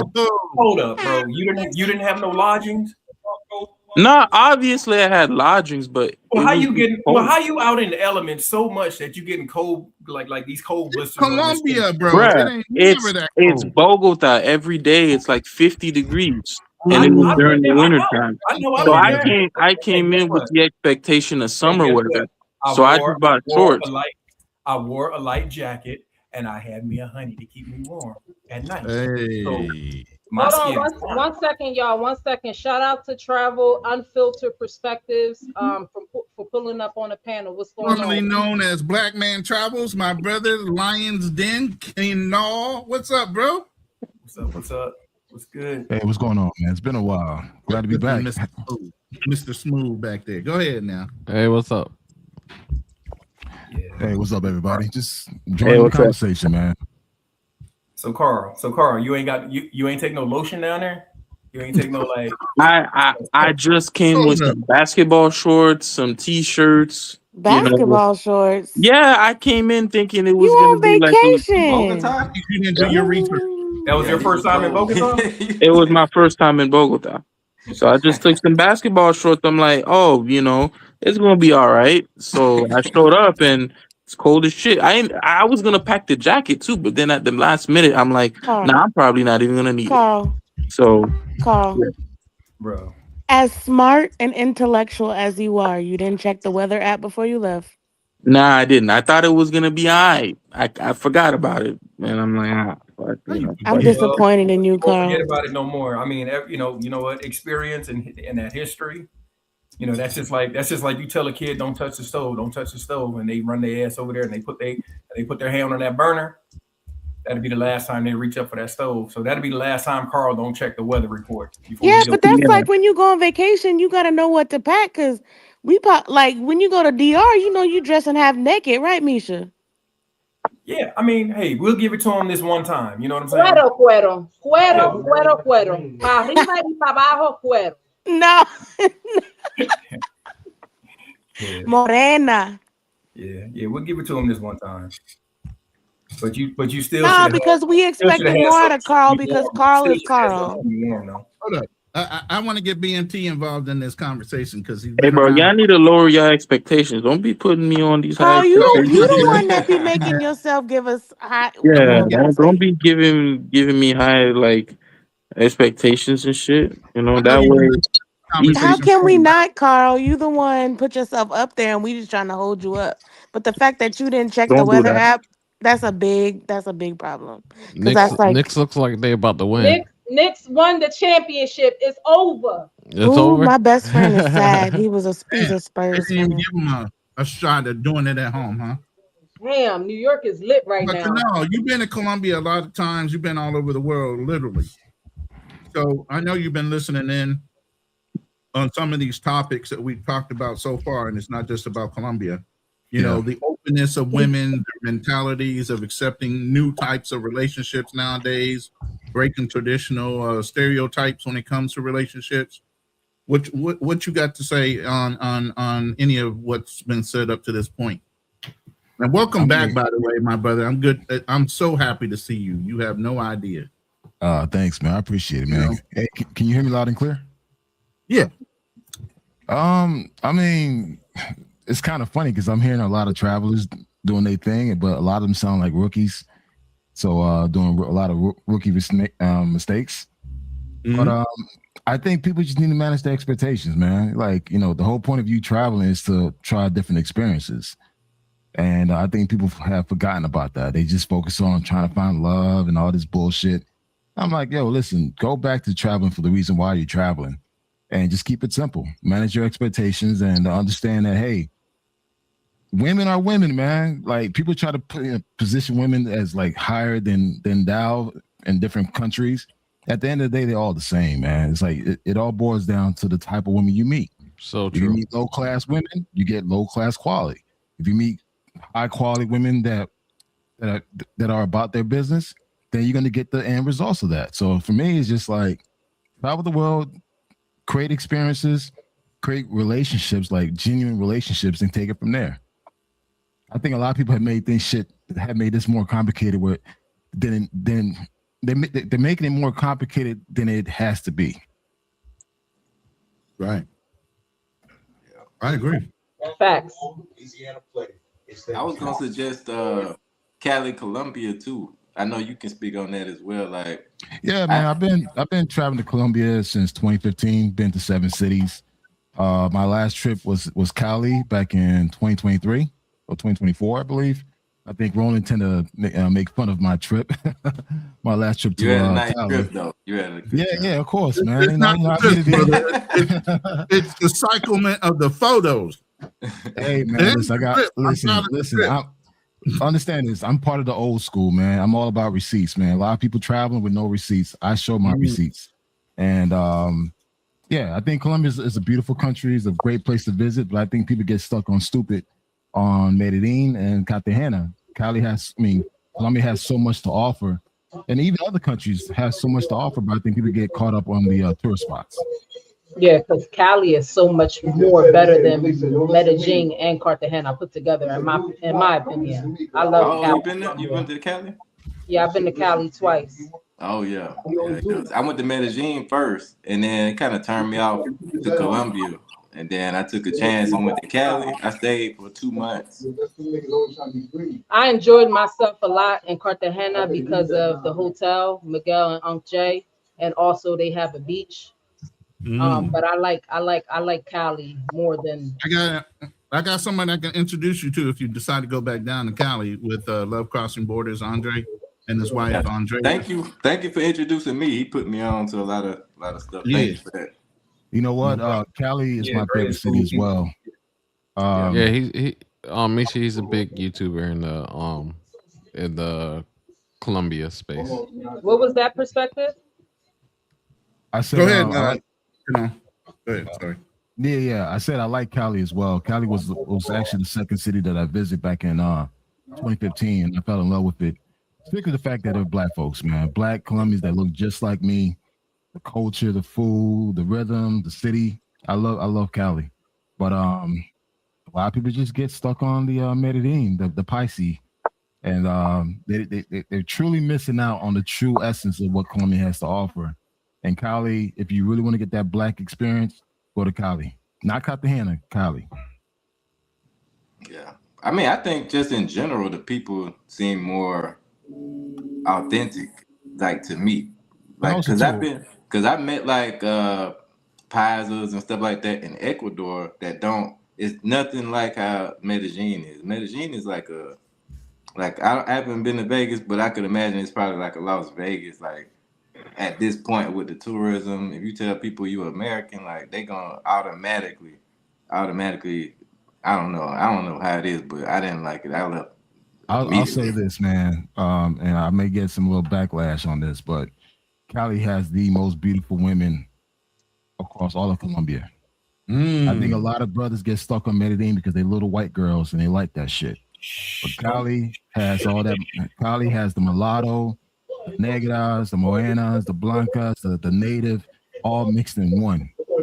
But guys get stuck up on the little Medellin. They want the little Pisces, and it's like they just plain chicks. But if you really want some like quality, some spice, some action, some good time, go to Cali. And they got the best booties too. Yeah. But I feel like a lot of men like to fly to Medellin and make that the number one spot when they go to Colombia, because you don't have to work as hard when it comes to approaching women.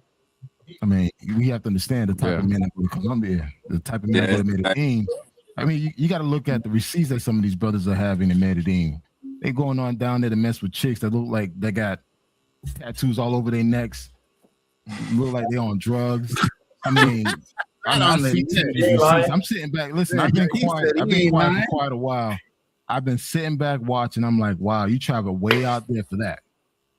But hey, it's what it is. I'm not counting your pockets, and I'm not comparing what you're doing between the sheets. But damn, if you're gonna go overseas, at least get the baddies. Yeah, because you see when those people get scoped, they got those. Yeah, they got that type there, and it's just I'm like, seeing what? dudes getting scoped by fat chicks, and I'm like, wow, wow, okay. You ain't lying. The only thing you should be getting from a fat chick overseas is type 2 diabetes. These niggas be getting fat, bruh. My problem is like when brothers go to these countries and you go down there and mess with the lower totem pole women, then you want to come back and talk shit about American women. So I'm like, bro, if you're going to go to these countries, at least deal with the dimes, the A plus. Don't go there and deal with the D levels and come back and talk shit about American women and think that, hey, women overseas are better. Listen, I've been quiet. I've been watching, just seeing some of the receipts that dudes been showing. Man, dudes got to do better, man. Yeah. I got a lot of back. Yeah, they watching the game and stuff. So, shout out to William Gooseby, my brother out of Colombia. You're more than welcome to hit the link. This is an open chat forum. Thank you for the 10,000 Colombian pesos. Salute to Ronin Travelers panel and chat fam. Much appreciate you joining us. This is an open forum, so you're more than welcome to come up and share your experiences. Will is also an expat living in Colombia currently as well. He's traveling back and forth, but he has a place down there, so you're more than welcome to join the panel as well. But my boy, Traveling Unfiltered, Canal is speaking all facts. I really rolling. You know me, man. I tend to cause some trouble. So it's like, because dudes don't like to hear the truth, man. And dudes can't call me out because, bro, I've been over 45 countries, man. I got receipts. I'm not afraid to show them. But it's just like when dudes talk about places that only been one time, then they want to consider themselves an expert. I'm like, nigga, please sit your ass down somewhere, man. You just started traveling. Like, calm yourself, man. Be trying to tell them, man, y'all just still wet behind the ears. Y'all talking like you know some shit, you know. So guys So what's been the out here a topic while, today? man. What's the topic, man? So I can stay on topic, man. My bad. No, we're open. We jumping around. It's open panel, so it's whatever topic you want to bring up at the time. If something current, if it's something about you notice in travel, it doesn't matter which way you want to go. That's why I said. And people ask, somebody mic. Will, your I don't mic. know if that's your mic. I think that might be Will. Will, you might want to check your mic real quick because it's coming back like real digital. Oh Yeah, it's Mike. You gotta mute him. Yeah. Check your check your mic, reset, and then come back, Will. Yeah, I Mic just check removed 1 them. 2 1 2. Yeah, we can hear you, Tan. Yeah, I'm about to get off. I got something to do. Uh-huh. I just See, this the way you said some shit like that. Where you at? Are you in America? Or you down south with one of your boys? I just got back from Louisiana. Okay. My cousin graduated, and I saw my grandparents. To your Oh, cousin. congrats. Yeah. Ooh. From McNeese State. Oh, that's what's up. So, What? FM McNeese? Carl, don't start. What? I'm just what is FM McNeese? I said McNeese State. Oh. You too young to have hearing problems, please. Well, I just never heard of it. Damn. It's Shit. McNeese in Lake Charles, Louisiana. Lake Charles, home of the Red Bone. Hey, that's Yeah, they for real cornbread fed down there. I didn't get to go. I didn't get to go to Lafayette this time, though. I'm talking about my peoples and everything. Well, we talked about this. Remember? I'm trying to tell you. Woo. I said y'all live in a scarcity mindset. I grew up around that shit. Right. Both in Maryland and down And south. where the stations up, man, I got fried catfish from the gas station every day. Damn. Every day. And then I got back home and went to the gym. wait, pretty and they can cook. What? Did you just say all that? Wait, what? What exactly? She's like, what? You know I'm out of touch. I don't be knowing what's going on with y'all. I've been gone for a little bit. Game over. Shout out to NYC Knicks. Whoop, Sorry. NYC's about to be destroyed. Damn. Oh, well. Haiti just lost. Thank God it's already halfway. It's halfway. Haiti's out? No, Haiti just lost to Scotland. Scotland. Let me guess. They lost like 7-0. What? 7-0. Man, where you got that number That's from? awful. Damn, did they have a goalkeeper? What the No. Right. That's it's awful. 1-0. They lost to 1-0. Oh, they look like a 7. I'm about to say 1 is bad. I mean, 7's bad. I'm actually attending the Haiti versus Morocco game in Atlanta. Ticket cost me $600. I was about to ask you, bro. I'm like, ain't you 100? God damn. Really? $600, man, for that one. Yeah, I ticket, heard man. those tickets are ridiculous compared to other. But you know, I gotta be there for my peoples, man. I got my Haitian flag ready. Got my gear on. That's gonna be an experience. You got your machete too? Oh, you can't take your Oh, machete. I got the machete. You know I'm bringing the machete, bro. Ronan. Hey, you know I'm bringing the machete. What do you mean? That's my boy. Yeah. No, I just said Ronan. That's it. I can't say your name. I'm trying to insult my brother. I just said I can't say your name. Let me tell you guys something. I will Every Haitian. stereotype the shit out of Kanal. No. Every Haitian has a machete. We all have a machete. All of us. I keep one in my car and I have one in the house. Right. Come on. Are you 100% Haitian like both your parents? I'm straight up Zoe, dog. Straight up Zoe. I had to learn how to speak English. English is my second language, man. Hey, man, the Haitian people, man, they're good people, bro. When I was in Dominican Republic, I stayed in Santo Domingo every month I was there. But I traveled around. Cook too. But the Haitian people really made my trips to Santo Domingo like 1,000% better. That's awesome, and that black rice. That mushroom, that black mushroom rice. What you know about that mushroom rice, girl? I dated a Haitian. What you mean? you know, once you date a Haitian, you can't date anyone else. You know that, right? It's hard to replace us. I mean, he was a light skin though. He's still Haitian. What the hell? Yeah, but he was a little different. America changed him. Well, Shit, I'm American Haitian. I mean, I'm No, no, Americanized. him. I'm not comparing y'all. Him. Or is he? I don't compare men because everyone's different. I will No, never do that. is he a white Haitian? I mean, was he raised by No, he white just parents? light skinned and he's stupid. That's it. Oh, okay, okay. Damn. I'm That's more of a oh, he personal life don't know me. choice. Okay, I always keep it real, and Nah, that's it's just all what it good. is. He's That's more stupid. of a personal life choice. He's Wait, He stupid. shout chose to out, be shout stupid. out to Will for pulling up on the panel. What's up, Will? Hey, how you doing, Miss Lady? I'm good. How are you? Oh, I'm he pretty said Miss good. Lady. I haven't heard that in so Oh long. my God, I feel old. He said Miss Lady. No, it's polite. I know it is. I'm just Misha. kidding. I'm just kidding. Are you? Oh, he in San Bernardino, Colombia. That's what's up. I like how you said it correctly, Colombia. Yeah, Huh. Colombia. Because That's I hate funny. when people be putting Colombia and like you talking about this country and don't even spell it right. I ain't gonna lie. I hate when dudes say Medi. Like that shit sounds so ghetto. Like, It sounds like they, like like you said, unseasoned, like them people chicken. All Yeah. right, you Hey, what guys, is uh, I'm going to bed. All I right, just man. want to You say, going to bed? make sure you like and subscribe to Misha's channel. Make sure No, you like and subscribe to everybody's no, channel. No, no. no, no, no. Oh, you're What? not allowed You to don't leave. work tomorrow. Huh? You don't work tomorrow. I don't. But Okay, so what's Yo, the issue? Why are you HB, being what you old? late, man? I stated my sleeping schedule. Remember when we set the standard? You ain't got nowhere to be at tomorrow, though. Is what I'm saying. Yeah. But you got a full panel. You got everybody, man. It's time for me to Nah, shout slide out No, to out. it's you, time for Travel. you to I get some appreciate you. lessons, young Uh, man. What you huh? mean? Time for you to take some lessons. Get some notepads out. All right. Yep, you're Notes right. from I, I'm those gonna I'm gonna be I'm gonna drop down. And I'm gonna take some notes.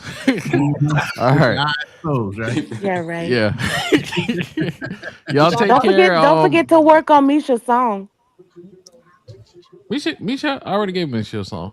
He did a strip club song for me. I just gotta upload it. What? Yeah. Yeah, I gotta check Oh, out the song you sent me and send it to my email.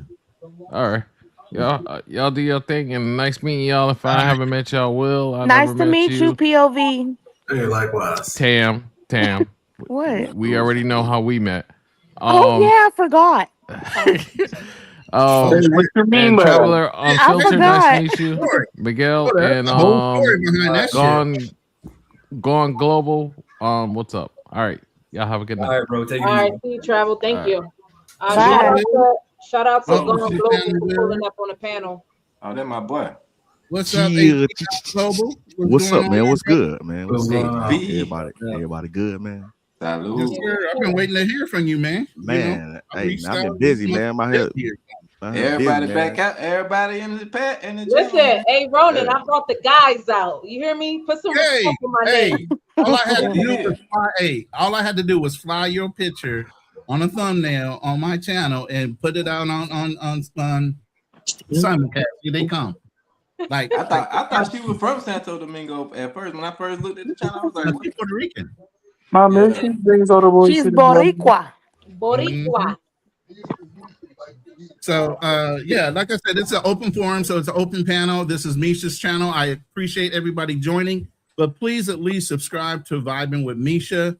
And if you can be so kind, if you want to contribute, her Cash App is floating across the side at the bottom of the screen. Help her channel out. Help it grow. She's down to 500, trying to get her monetized. All right, but go ahead. Whoever joined the panel, whatever subject you guys want to bring up, we're open. It was nice to meet you, Misha. Oh goddamn, Tam. Hey, let me ask a question before HP start cooking. Let me ask a question. Where I heard of Sabaneta before. Where is that though? That's the southern part. So you basically it's the Burra Valley. So I stay in the southern part. I'm literally about 4 miles away from El Poblado, but I'm close to everything. El Poblado, Envigado, Itagüí, Laureles. I used to live in Bejo, the northern part. It was like I said, I've been here for pretty much 2 years. I actually bought a place, and I retired. I mean, a lot of people say I retired young, but I mean, I was in the military for 23 years. And then, of course, I worked for Department of Defense as an intel officer. Thanks for your service. Oh, thank you, ma'am. And of course, you know, they paid for my master, all the degrees, all the certifications. I mean, you know, like I said, with the intel, I mean, the clearances, all the people that I've met in my journey from presidents, you know, to speaking at the Pentagon, to speaking at DIA, CIA. So just to let you guys know, I'm a retired intel officer. So I was in the Army. I was also part of special operations. And then I went intel. I was actually with Admiral McCraven when Osama bin Laden got killed. So I was at Cap Alpha in Afghanistan when that was all going on. So I was part of that. So, I mean, I got some pretty good accolades that I did.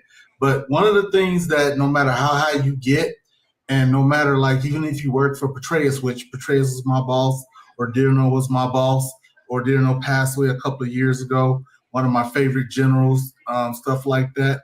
And, you know, like I said, actually seeing Petraeus, you know, in the green zone in Iraq was just, you know, just working with that whole set, working as the NCOIC of Joint Personnel Recovery Center. Is, you know, I got a lot of experience working in other countries, working in other embassies, been all over the world pretty much. Southwest Asia. The only place I really haven't been is Asia itself, and where's that? I want to say Antarctica or Australia. Those are only three places.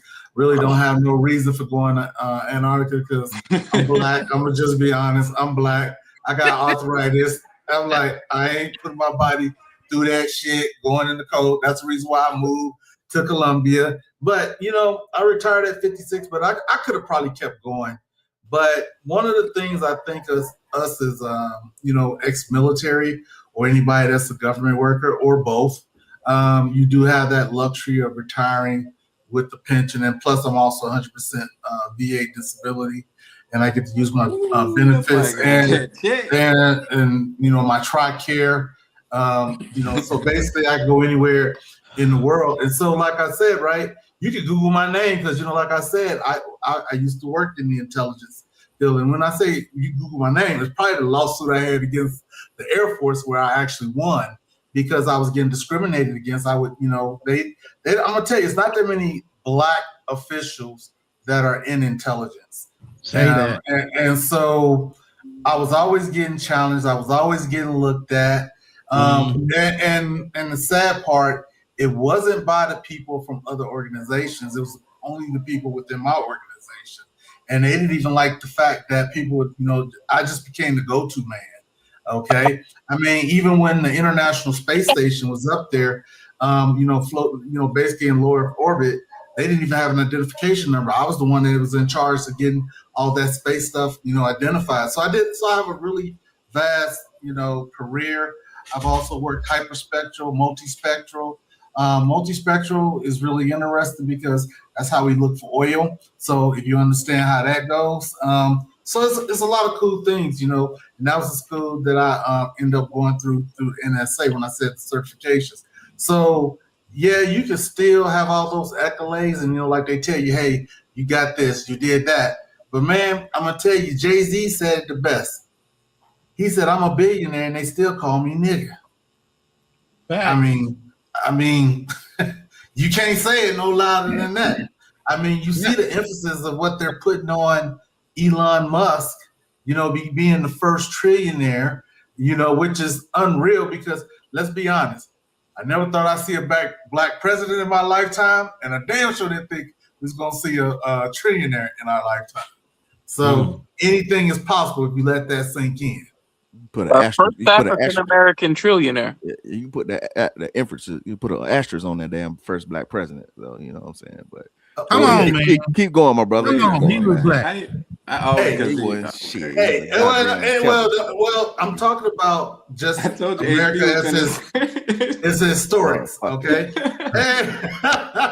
Hey, you know what? Everybody has a right to their opinion, and The whole thing is I think he's right. I see what he's trying to say. I know what he means. Got a whole bunch I of see what he's trying LGBT to say. rights and nothing for black folks. Yeah, okay, keep going, my brother. Yeah, go ahead. no, it's not like that, my man.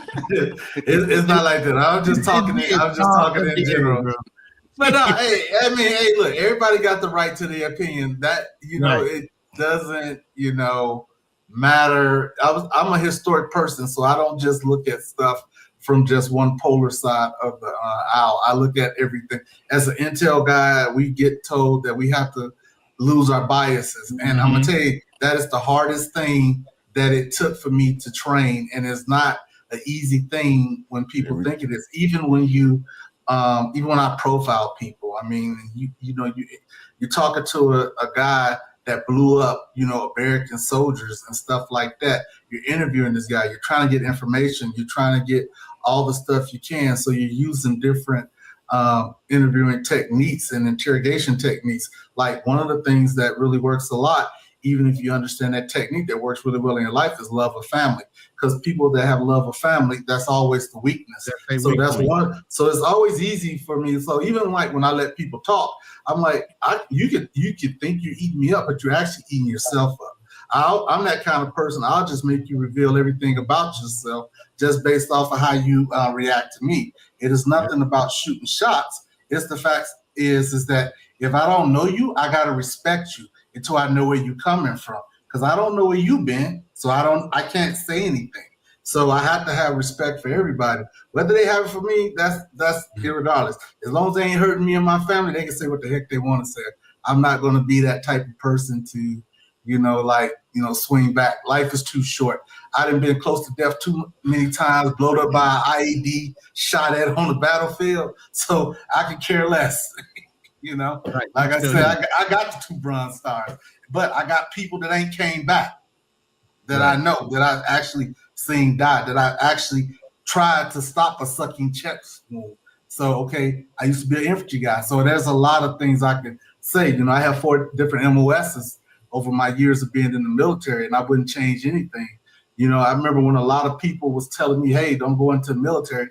That ain't for black people, but I'm going to tell you right now, it's the quietest way and quickest step to becoming a millionaire in America if you do your money right. Mm-hmm. And that's all I got to say. Now, unless y'all got questions about Colombia. I do have questions about Colombia. I have questions. Stop. Yeah, go ahead.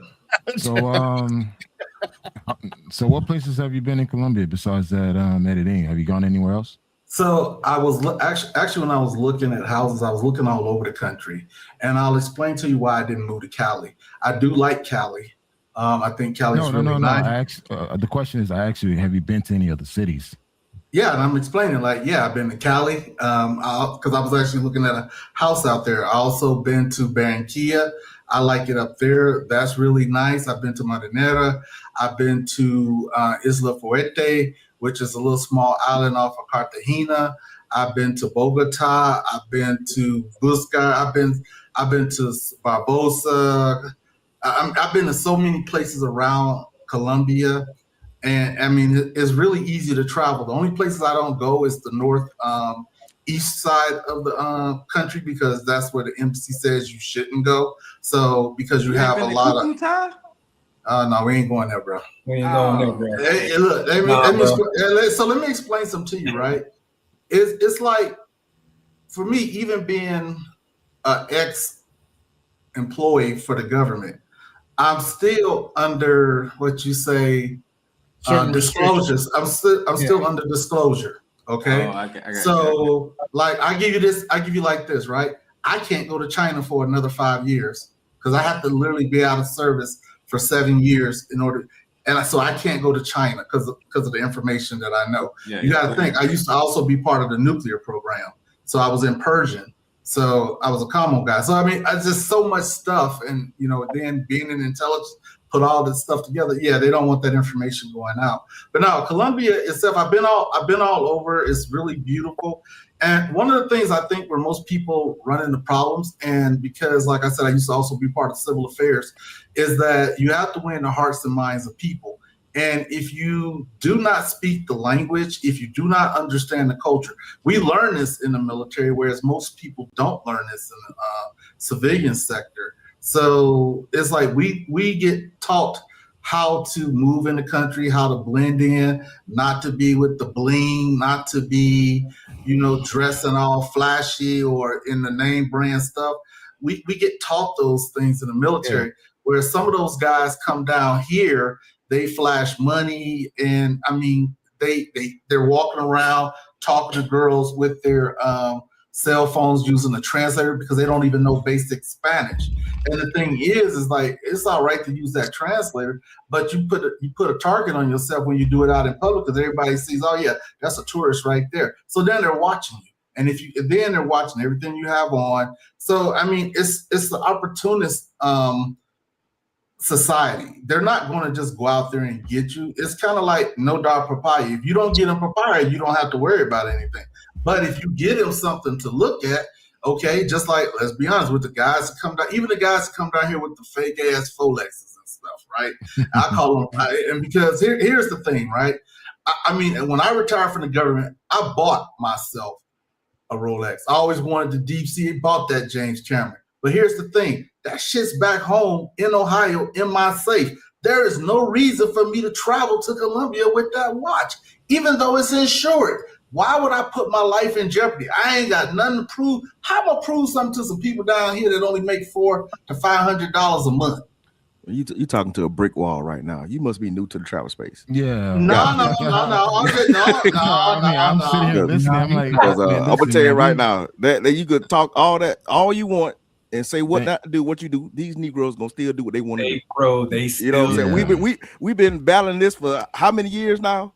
Over what is it? 2026 now. Shit, man, we've been talking about this for 8 years. Yeah, nah, bro. I'm from the streets. I know how to move. Yeah, I had a dude come down to the hotel 2 weeks ago, and like it's his second or third day in. He was like, "Oh man, I was walking around and the dude snatched my necklace." He was like, "Man, you was right, man. I shouldn't." I was like, "Bro, what?" Hey, listen, man, bro, it's pointless, man. At this time, you know what I'm saying? So, I mean, man, even with all the deaths that's been happening, they still go there stupidly. You ain't never lied. It's what it is. Damn. I mean, at this point, it's what it is. Like, all right, man, just come back. You know what? People have this vacation mindset. I guess they think they at Disney World or something, and they just lose what little. I mean, I don't know how they move in their own city, but they lose what little sense they have. They come down here. I see them all the time, and if I'm looking at them like food, I'm like, boy, don't you know, boy, back in my 20s, I would have got your ass. Man, look, man, listen, man, we got a whole sector of people just dedicated to crashing out. You know what I'm saying? It's like, you tell them not to do something, they're just going goddamn, they're going to go the opposite way with it. You know what I'm saying? So it's pointless. I see them all the time, man, walking through Central, they be gone, bro. And I'm like, oh, man, bro. But you know what's so funny about that? They don't even do this crazy crap back home. Like, it's like, if you ain't paying, and I mean, I'm just gonna go hard in the paint on this. Most of them guys, I would like to say at least 95% of them guys is coming down here that's doing the pay for play thing. They ain't even doing that in the United States. So how you gonna come down here and do that? And it's just like, even like, they come down here, they want to do the Tootsie. Like, I met a guy, he was a truck driver, and he only came down here. So he started laughing. He started, look, because you know where I'm going with this. This dude said, well, I get tested in the States. So he down here, get his girl, he get his coat. And then he like, hey, look, by the time I get back, I'm going to be clear. So when I be like, dang, bro, so you leaving the country? I'm like, this is what cats be coming down here doing. And I be like, oh, man, you know what? I quit even talking. I don't even talk no more. If I even see a group of dudes, I was telling Ronan this the last time on the last panel I was on. I said, man, if I see more than like 2 or 3 dudes, man, I just go the other way. Because most of them may ask me, hey, man, where do I meet the women at? And even though I don't have to live that lifestyle, even if I tell them, hey, go to the freaking brothel. If you meet a chick, take her to the love motel. They going to still bring that chick back to their freaking room, and then you're gonna see them on YouTube, and they got, scope, or some stuff like that, or like the newest one, some guy, he's carrying 8,000 euros around. I'm like, what? And you got robbed, and you wonder why you got robbed. 8,000 euros, and you in Colombia, 8,000 euros. Damn, I don't even ride like that when I go to Vegas. But you know what, guys? It wasn't like that in 2014. When I was out there, dude, the fact that I was out there is like people were surprised to see an American out there, because it wasn't like that. It's particularly in like Bogota and Medellin. Cartagena was used to seeing Americans there because a lot of Americans were still going to Cartagena. But Medellin wasn't like that. So when I was moving around all across Medellin, going to Lorelas, Amagado, and some of these other places, people were shocked to see an American there. Then 5 years later, before the pandemic, that's when the switch started happening. A lot of guys started going there, and I saw the change coming. Then after the pandemic, it just happened. Like when I was out there, I didn't worry about it. I wasn't too concerned about getting drugged and robbed. But now, dude, it doesn't matter what you are, you could get drugged and robbed. Yeah, hey, Colombia was licked, man. Before 2020, it was licked, man. Wait, man, the golden years, man. Man, what? Man. Y'all niggas fuck that shit up. All the places were you know the best. So we used the Caribbean was a lick. So the thing is, back from like I want to say from 2009, and we finished in like 2011. But we used to fly the drug missions for the Colombians. So even if you come there, right, you will see the Blackhawks on the airfield and stuff like that when you land in Medellin. But one of the things is we had a small little army base, and we would just tell them where the fields were at and stuff like that. But you do that, and then that was military. Then you can kind of go out, right? You go out, and you can only go out in that town that you was in. But right, they didn't even know us, man. They was all surprised, but they were the most welcoming people. And they were extremely welcoming. I was never concerned about getting drugged. I remember one time I was, seeing this chick, man. I asked, hey, where we get some weed? She went, gave it $20. She came back with a whole big bag of weed. I'm like, I can't smoke this shit. I mean, so that's what she did. She brought her friends over, man. And it's just like back then. I'm gonna tell you why I'm laughing. I'm gonna tell you why I'm laughing. Like a huge bag of weed, man. I'm like, no, I can relate because my husband gave. Wait, what about the friend? Hold on. No, I told it.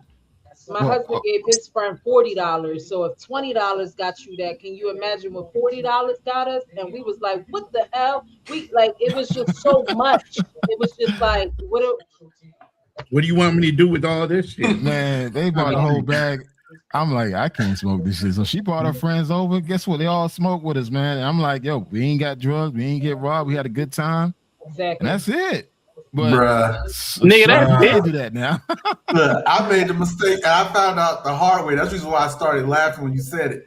Cause like the chick I was dating, right, and like her son, he always has some weed. And so I told her, I said, hey, what $100 of weed give me, right? Bruh, I gave her $100. Dude, she bought me back. Now, it was like down near 1.5 pounds of weed, man. I was like, I can't smoke. I'm like, y'all about to send a motherfucker to prison in another country with this much weed, man. That's crazy, man. I was like, it's crazy. So that's why when you said that, I'd be like, okay, here, I got $20. Because they give you too much, man. It ain't like back in the States. It was different back then, man. Even like El Centro. I mean, people will see that you're lost. They'll help you. Hey, you know what? We can help you get you back to your hotel, whatever, and they will get a taxi for you. Because one thing people don't want to acknowledge that Colombia still has a lot of racism there. So if you're a black person in Central, you're trying to get a taxi. You know how difficult for you to get a taxi as a black person in Central? Very hard. It's hard, man. I've never one time I waited 45 minutes. I kept sticking my hand out, taxi. No one would stop for me until a Colombian couple. They saw me like, hey.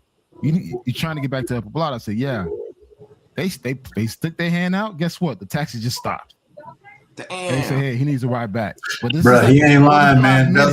45 minutes of me attempting to get a taxi. They would not stop for me at all. And the significant thing, you don't want to be in El Centro after 6 dark. o'clock. After 6 o'clock. No, I said after 6 o'clock. You don't want to be down there, man. Yeah, because that same thing happened to me my second trip there. And I'm like, man, I was so mad, man, because it's like an hour and a half waiting on it over there by the freaking darn church and stuff, man. I was Yeah, that's the spot where I try to get a taxi from too, man. Two black dudes, man, trying to get a taxi. And then, like I said, this Colombian helped us and stuff. And I'm like, Negro, you speak Spanish. You could have asked somebody to help us a long time ago. Because I just not started learning Spanish, man. I'm still learning. But, you know, like I said, even when I talk to my Puerto Rican friends down there, they just talk too damn fast. I'd be like, so I love the way Colombians talk because, you know, it's really smooth. Yeah, smooth and soft. Yeah. But Colombia is a great place. I always recommend that place. I always recommend Colombia as a place to visit. Even now, with all the shit that's happening, I still recommend Colombia to go out and visit. Honestly, if you got a girl, take a girl to Colombia too. You'll have a great time. They don't believe in that. No, I mean, shit. I do. I take sand to the beach all the time. Hey.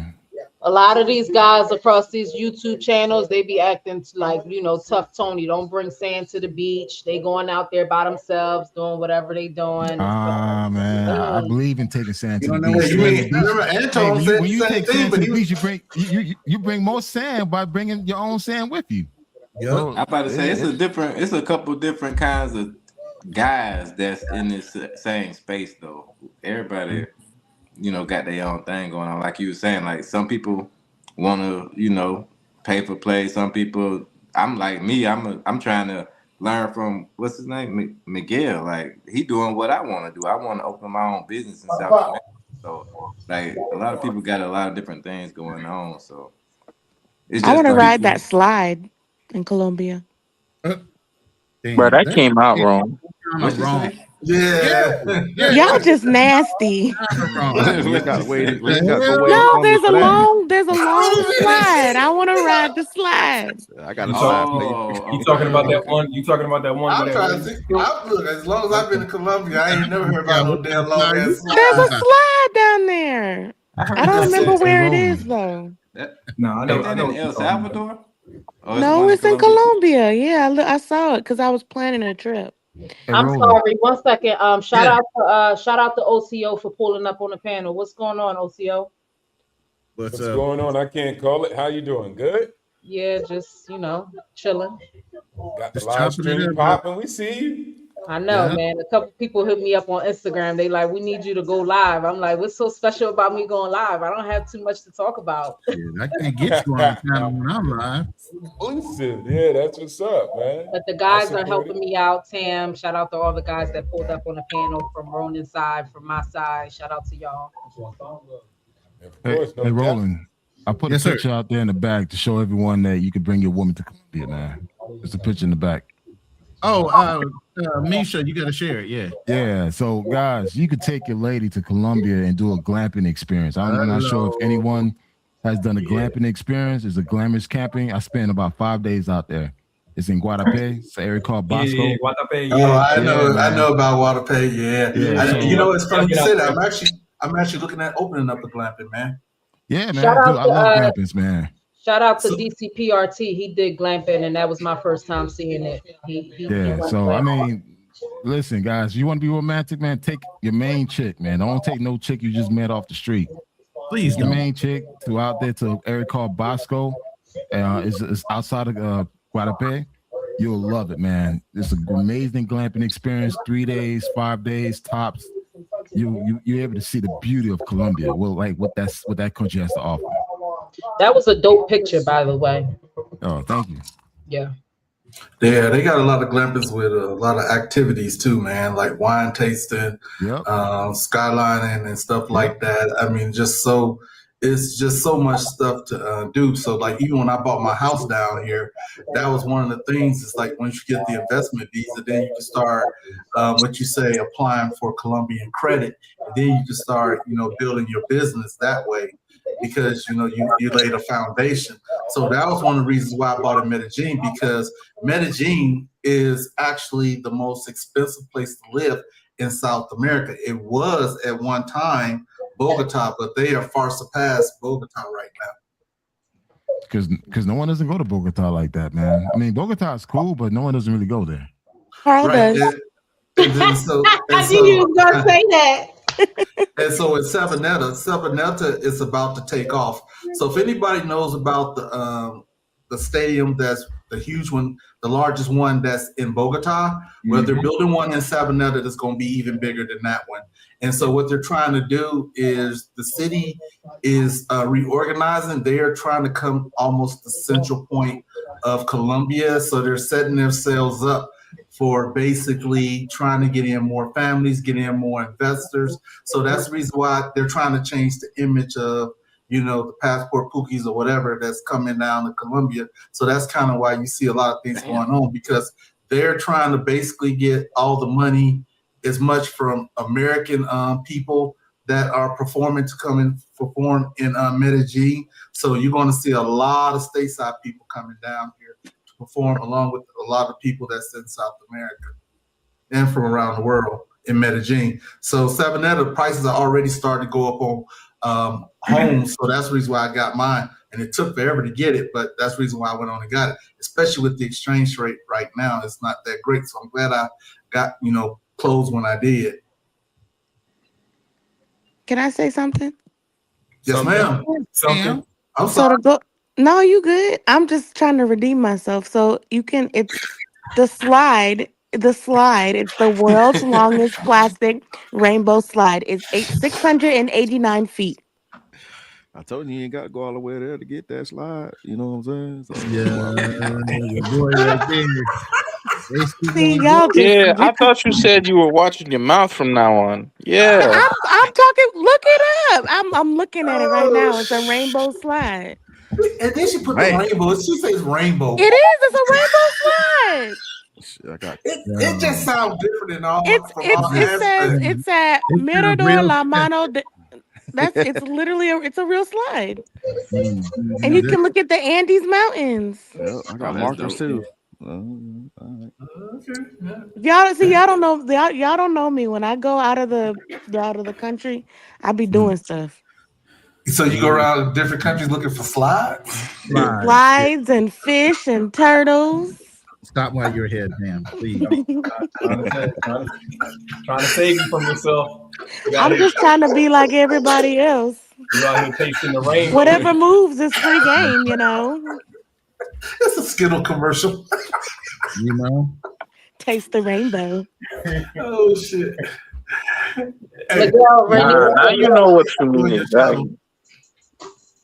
What? Nah, now you know exactly what you mean. Yeah. There's literally a slide, Carl. All right. Google is free.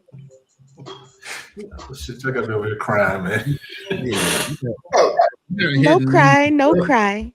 Oh shit. Hey, HB. What's up, man? What's good? Hey, I see. I know I've been watching your channel for a long time. I seen you in Africa, a lot of places, and doing things. And I seen you in like Central America, Mexico, and stuff like that. Have you been to South America? Yeah, I've been down there. I've been to Colombia. What? I've been to Brazil. That's it, pretty much. Hey, what's your channel, bro? HB Gone Global. HB Gone Global. HB. All right. What's up, HB? Misha, Man, who my you fellow fussing at? FBA brother. I need. That was like a. Hey, cuz, put me on the Summer Jam screen real quick. Hey, cuz, Rainier said, "What up?" What up? What up, though? What up, though? Oh, my bad. I'll share the screen in the back. With the, my bad. I meant to say share the screen in the back. Yeah. Black travels, man. Yeah, fleeing black. What up, my fellow FBA brother? Yeah, How you fleeing doing, Black man? American. What's happening? What's good? What's Fleeing happening, Black brother? American. What's good? I'm doing good, brother. Miguel, it don't have music on it, right? Nah. All right, cool. Nah, but you see the changes we did? Y'all funny. Oh, that's your spot. Look at that. Oh yeah. Yeah, the lights and Oh everything. yeah. Yeah. That's nice. That's Yeah, nice. you gotta put some bubbles in that tub, man. I'm Hey, me and T-Mac talking about coming up there, man. Hey, Miguel, me and T-Mac talking about coming up there. We were just talking about that the other day. Oh, that's what's up. I like that, Miguel. Mm-hmm. Yeah, man. That's the only place I ain't been in Colombia. I have not been here been going here since 2021, and the only place I have not been is Cartagena. You'll love it, man. You'll love You it. ain't missing nothing, man. You ain't missing nothing, dog. No. Honestly, Listen, for a first listen, time let in me your tell life. you how Rocking it, saturated everybody, man. Cartagena is What's wrong with with you, brothers. HB? You just Man, start rocking. pack up and go to Brazil, man. Why He you said back start in rocking? Brazil. I Well, wouldn't you even know say. I what? wouldn't even say You that. know what? I would say it like this, all right? At least, like I said, I've been in Colombia for a lot of years, but one thing I ain't looked for, slides. And I'm just That's true. You know what? You ought to be glad I'm on a journey of watching my tongue. So I'm gonna let you have that, okay? He's trying to test you right now, Tam. He can test me all he want. Yeah, he's testing you, Tam. Trying to I'm see gonna whether ride the slide. Watch. well, see, And that's she's that. like, If you want to get on the slide, Every go to time El you say it. Salvador. Y'all just nasty. That's the problem. If you want to get on a nice slide, go to El Salvador. You'll love it. That's what I was thinking. That's why I was like, when she horses said in the slide. stable. no, that one in Dubai. That one they got in Dubai is like I think the longest one in. You said in Colombia. I think you might want to check that one in Dubai because that I'm one definitely not going to Dubai. I'm not gonna. Why? I gotta ask why. You already know. She don't want to get shit on, man.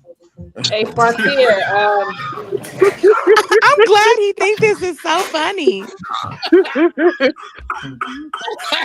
I don't know why you laughing, bringing basketball shorts to Bogota. Oh, I got cold sores. Yo, that is What nice. you wondering? You know, I'm not. I don't fuck with the cold. Yo, that's Italy right there, baby. Look at that suntan right there. Frontier, I don't mean this with no disrespect. Is that a real background or is that like? That's real. That's He real. been trying to show y'all for like Man. 83 minutes. Yeah, that's a real background. Yeah, where you at, bro? You're lame ass doing that shit the whole time. You still in Switzerland? Whoa, somebody relax with the hate. Damn. Get that hate off your chest, brother. Hey, Frontier. That's very Frontier, lovely, where you man. at? That rat Very tail lovely. off yet? Jeez, get a life, bro. Hate don't look like a good color on you, my guy. Hey man, hey, you know what I'm saying? Hey man, I've been getting it, man. I've been getting Oh my goodness. all Hey, Y'all a mess. Frontier, where you at? Italy, Lake Como. Okay, it looks Nice. like Utah a little bit. Utah. Yeah, I can see that. Yeah. I can see that. Just a little. Yeah, no. Nice little villas in the background. It's nice. It's a nice place. People are cool. That looks like a great place to ride a slide. Yep.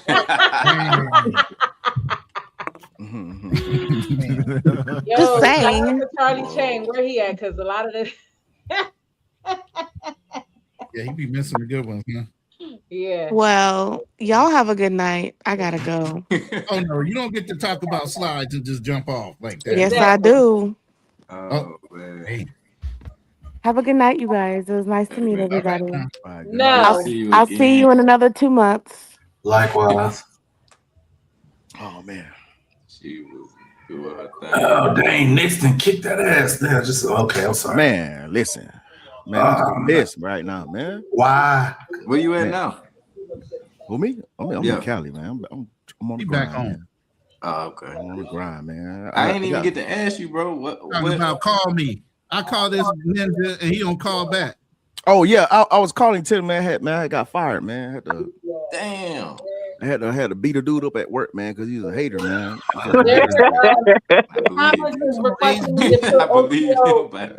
let him knock me off my square, man. You know what I'm saying? I'm kind of down about that shit, but I found something better anyway, making more money anyway. So it's all good. The chat want me to put OTO back you, bro, on the like, big what screen. made you choose to go back to Africa multiple times over traveling South America? Because South America closer, so it's got to be a little more He difficult. want to get married. He got a whole harem down in Africa. No, I'm just saying, African chicks, man, they just, I don't know, they just cool, man. They just fuck with Black Americans like that. So that's why I keep going back. So you feel like you get more of the royal treatment? Yeah, I get a lot of love out there, man. You know what I'm saying? I don't know what it is. You know what I'm saying? Bro, like a lot of love. He's that light skinned ninja down there. You know what I'm saying? You get white privileges being black. Yeah, it don't help being 6'2". You know what I'm saying? Yeah, that's no. I I'm getting a lot of looks. Yeah, I understand the whole package, but you are getting some white man. And then you don't have to worry about you don't have to worry about any language barrier. You know what I'm saying? I agree. I mean, they be tricking out there, but like, you know what I'm saying? You could finesse that. Wipers. Plus, he loves those big trunks. Oh yeah. I heard they thick down there too. South Yeah, Africa. they're very trick. South Africa is amazing, man. Well, that shit crazy out there. Look, like South So Africa is when like they- this, man. So did they see a put you in chick? the village with like? Do you have to stay in a certain area with the other light skinned people? Nah. I know how With the South colors. Africa is. Throw some rocks back. He slid that right on Y'all up know I'm in there. bullshit. I just fucking with my boy, man. He slid that right. That was smooth. Hey, bro. HD. I ain't mad at you on that I one. had a South African girlfriend here in Atlanta too for a little while. Hey, HD. You could probably confirm on bad. this. Nice. Typically, when you see a woman in South Just Africa little, up she was a top, little, you know, she was from here though. She Americanized. It was kind of typically women from South Africa up top, they're very But yeah, small. so do you have to stay petite. in the village? Or? Yeah, they got this little thing. They talking about some. They talking about some when they young, their grandparents or their mama sweep their breasts. That's why they be like some little superstitious shit that they be saying out there. Sweep their breasts. Yeah, because they don't be having no boobs and shit, but it's like they be thick as hell. Yeah, small waist. Slim thick. But yeah, I mean, Yeah. South Africa gotta have your bread up. You know what I'm saying? That, you know, they ain't a place where you can just, you know what I'm saying? Like, they ain't no Colombian trip. You know what I'm saying? None of those places. If you want to be like, you know, if you broke to Tanzania, in Tanzania, however you want to pronounce it, that's the place to go. But South Africa, cool, man. I like. It's well modernized. You know, it's just like being in the U.S. You know what I'm saying? For the most part, You know, lost the brother to Africa now, man. it's just like you just driving on the left hand side of the road, That's and all it's HB been talking majority about black for the people. last 6 months to a year is Africa. Yeah, I was out there 6 months. I was out there 6 months last year. Yeah, You stayed 6 months? Yeah, out there. Yeah, I was out there having a good time. Yeah. OTO. You changed his zip code already. You got Yeah, I questions? seen. I OTO? watched you, but you had some nice videos. What, that trip you Yeah. took to, was it Tanzania? Was it Tanzania with the beaches and stuff that you? Oh yeah. You talking about? Yeah, that was in Zanzibar. Yeah, that was dope, bro. Oh, Zanzibar nice too, man. They got some beautiful See, little he's spots a- you can go to, little caves, little water, sea turtles, and all that Here's stuff my like sound that. bite. Beautiful water. Got that green water out there. Real nice. What's my sound bite? I need my sound bite. How did they treat Here you it is. versus the other countries Um, in Tanzania? I feel like everybody's nice out there for the most part. You know what I'm saying? Just because, like, once they know you're American and shit, you know what I'm saying, they be like, you know what I'm saying, they be trying to relate with you and all that stuff like that. I didn't really notice a difference. Everybody say, you know what I'm saying, East Africa people more hospitable. I kind of just felt the same across most all the countries I went to, whether it's Rwanda, you know what I'm saying, Tanzania, Kenya, South Africa.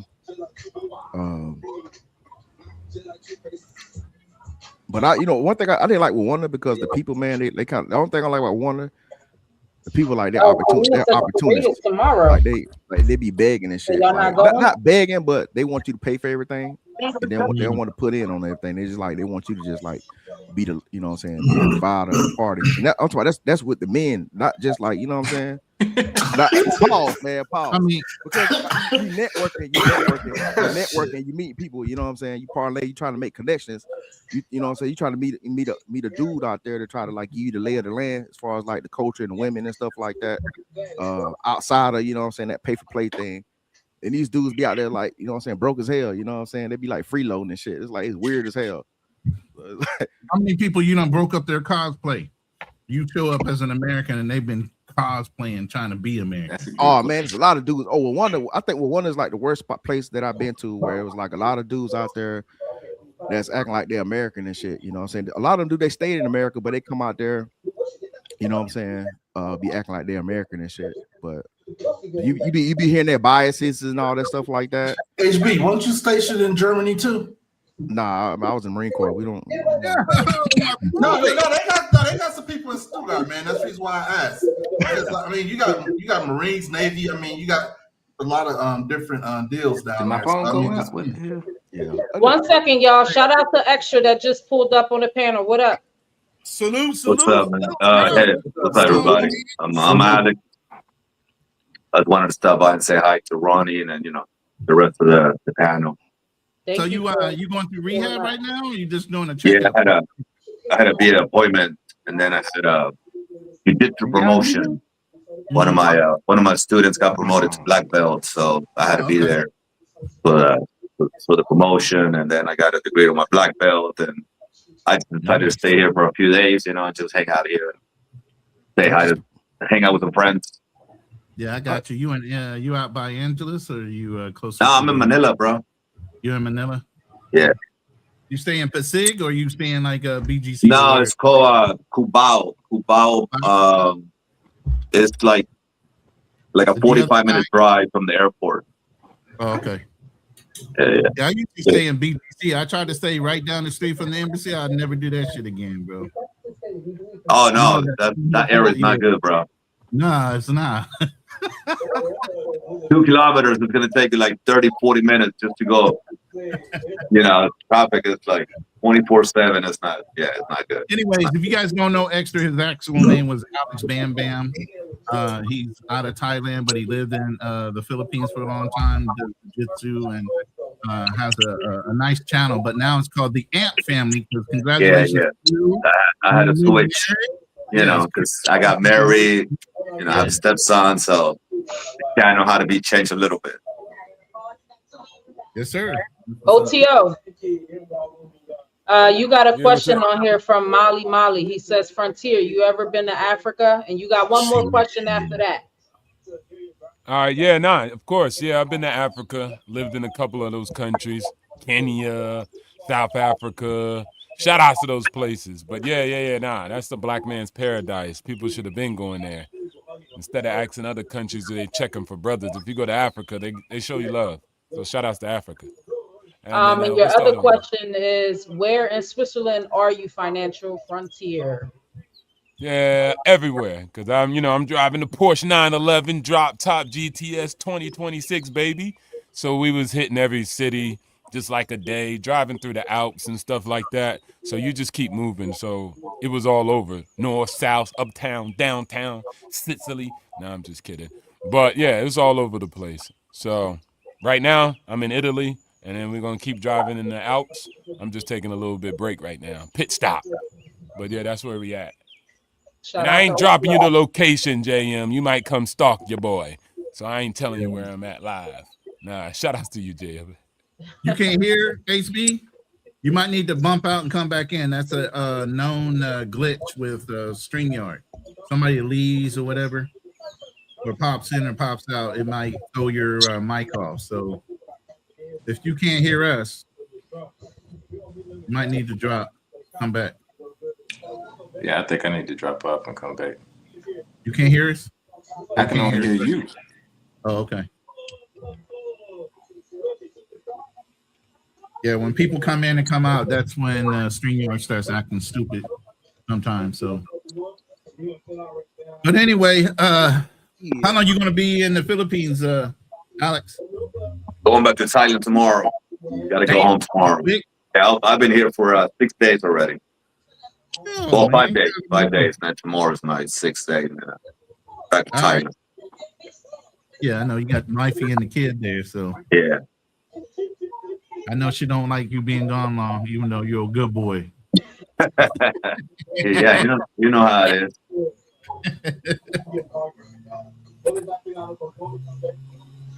All right, you can hear us? Yeah, I hear everybody. Okay. HB, you back? Can you hear us? Yeah, I'm good. Yeah. All right. I've been off StreamYard for a while. So Hey, Big Alex, I'm about to bounce, man. I want to stop by and say hi, bro. I Y'all have a great day. Thank you. Thank you for pulling up. See ya. All right. Yeah, extra. So, Style King, can you hear? Because somebody just dropped down. Yeah, make sure everybody can hear again. Okay. Everybody hear? Can you guys hear me? Yeah, we got you. Yeah, man, I've been gone for a minute, man. It's good to be back. Yeah, we're waiting to do our shows, man. God damn. Man. I've been panel surfing my ass off trying to stay busy. Man, but you know what? I'm back, man. I can't do my Lions Den. I can't do my hit and run because my boys are all out doing family shit. Oh, you been to Africa too? You said 40, 45, 46 countries? Yeah. I've been to South Africa. Right before the pandemic hit, I was supposed to go to Rwanda, Uganda, and Kenya, like in one big trip. Then the pandemic happened, so I had to like cancel all that stuff, man. So I didn't really start getting back into traveling thing. Then I got married, had a kid. So a lot of my traveling has slowed down, but now things are starting to pick up again. So I'll be traveling again pretty soon. Making plans right now with Fearless to go hit up Panama for a weekend. Then back to going to Australia and hitting up my go 50 countries. So yep. If Looking you don't forward to mind it, me man. asking, alone or with the family? What do you mean? Like which Traveling. trips? Yeah, Both. Lucky for me, I'm married to a woman that she understands that traveling is a therapy for me. So she understands that like I'll probably do one trip by myself, solo dolo, but I still take the family on a trip. I mean, we still go out, do cruises. Right now, my entire family's in DR for about a month. So I'm home solo right now, man. So You know, Fearless coordinated that shit well. yeah. I'm surprised y'all ain't hanging out right now. 'Cause Hey, his yo, the Mary, down in DR hey, too. hey, you understand the I'm final sorry, woman? and one more question, if you don't mind asking. Is she a Yeah. sister? Is she Hispanic? She's a black Hispanic. Okay. From DR. Yeah, But here's the so, I thing. mean- Dominican, right? Let me say this while I got my brother on the panel. But also too, I'm Haitian, so I mean, some of that stuff don't apply to me.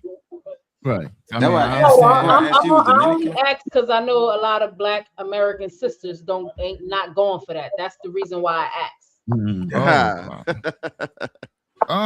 See that's the insecurity thing. No, For I me, know. so, for me, I realized at this point in my life, I'm not gonna have anyone control me or dictate how I live my life. I'm gonna still be a good man to you. I'm gonna still provide and protect for you. I'm gonna do everything I need to do to make sure that you're good. But when it's time for me to take care of me, and I feel like, hey, you know what, I need a break, I'm gonna do me. That's where I'm at in my life now. And lucky for me, I find someone that understands that. My wife right now and kids, they in DR right now for about a month. I'm not questioning nothing. Like, go out there and see your family. Have a good time. I'll take care of the bills. I'll make sure you got money in your pocket over there. And she's enjoying herself. How many people can actually do that without their insecurity kicking in? I don't got time for that. Right. You got one life to live your fucking life, man. Don't let no one dictate the way you want to live your life. If that person can't understand that the life that you want to live, fuck them. Keep it moving.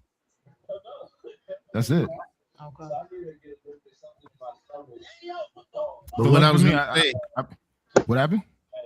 No, I was gonna say, you know, we talk all the time about getting married and coming back to the United States, and not wanting to do that because you can't trust a woman to stay in line with you.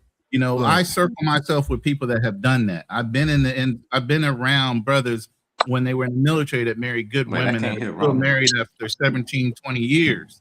You know, so my background and the people I encircle myself with are people that have done the same thing that I'm doing. And that's the biggest thing. You get around a lot of people in a fucking pit that says you can't marry and bring them back to the United States because they're going to jump the track. That's a scarcity mindset in some ways. Can I speak on that? If you Can I marry speak the on that right real quick? person and you know their background and their family history, that shouldn't happen. But go ahead, Cornell. I disagree with that, but I'm gonna let No, perspective. I'm gonna speak on this because I'm the one that brought my wife here. But at the same time, I made sure that the woman that I married, I've known her for 10 years. I made sure that she had education in her country. She was not one of these chicks that ain't used to working, ain't used to doing shit. I went to her graduation. She was a boss in her own country. So when I decided, you know what, hey, listen, I want to my life is here in the United States. My life is not in DR. You have to come live with me. So we had to sell everything she had and for her to come to live in the States. No regrets. I'm not one of these guys that feel like, oh, don't bring her here to these countries, or she's gonna leave you. Listen, man, if you don't present the true person that you are, eventually they're gonna find out who the person really is. They already know. So for me, I'm like this. This is who I am. This is the type of work that I do. This is how I live my life. Do you want to be part of it? Yes. All right, then you have to live in the United States because I can't live in DR. And guess what? She's been living here for 3 years now. She's doing amazing. So it's just like, you know, it all depends on who the type of women you meet. If you meet shitty ass women, you're gonna get shitty ass results. That's just my take on it, man. But I would never tell another man not to bring his wife or woman of interest to back home. Just take the time to vet that person, take the time to get to know that person, understand like, hey, this is the person that you really want to be with. And she understand like, hey, listen, United States is no joke. You're gonna work. It's not easy here.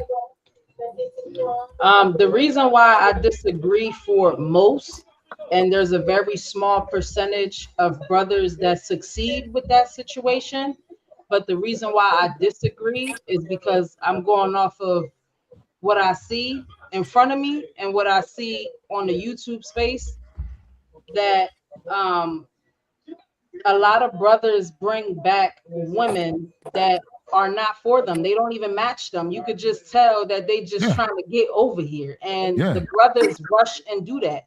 Or you will have a brother that's so unattractive and he's bringing a dime back over here. You think she really gonna fucking stay with you? So for the most part, they're not doing what you did. Perspective, you waited 10 years. You know what I'm saying? Like, these guys is rushing and they bringing back women that really don't like them. Well, I mean, for me, I could say this: the 10 years. And someone's this background noise background. Carl B, put yourself on mute. I put them on mute. Go ahead. Oh, okay. Like in my case, when I met my girls, like again, I was just kind of doing my own thing, but I didn't realize I was going to take it serious until I made that conscious decision to take it serious.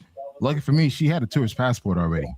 I mean, tourist visa. So she came down to Miami and spent time with me, and that's how we really got to know each other. And I realized, like, you know what? Hey, damn, I want to take this to the next level. So we decided to take it serious, and guess what? I kept traveling back and forth to DR. Then we say, you know what? I'm gonna start traveling with her. So I took her to Guatemala, took her to El Salvador, went to Colombia, we went to Belize together. And again, I enjoyed being around this woman. It wasn't just a sex thing. The problem is a lot of guys, they never pass that sex stage. They just infatuated by sex. Oh, she's pretty, she gives good head. Oh, sex is amazing.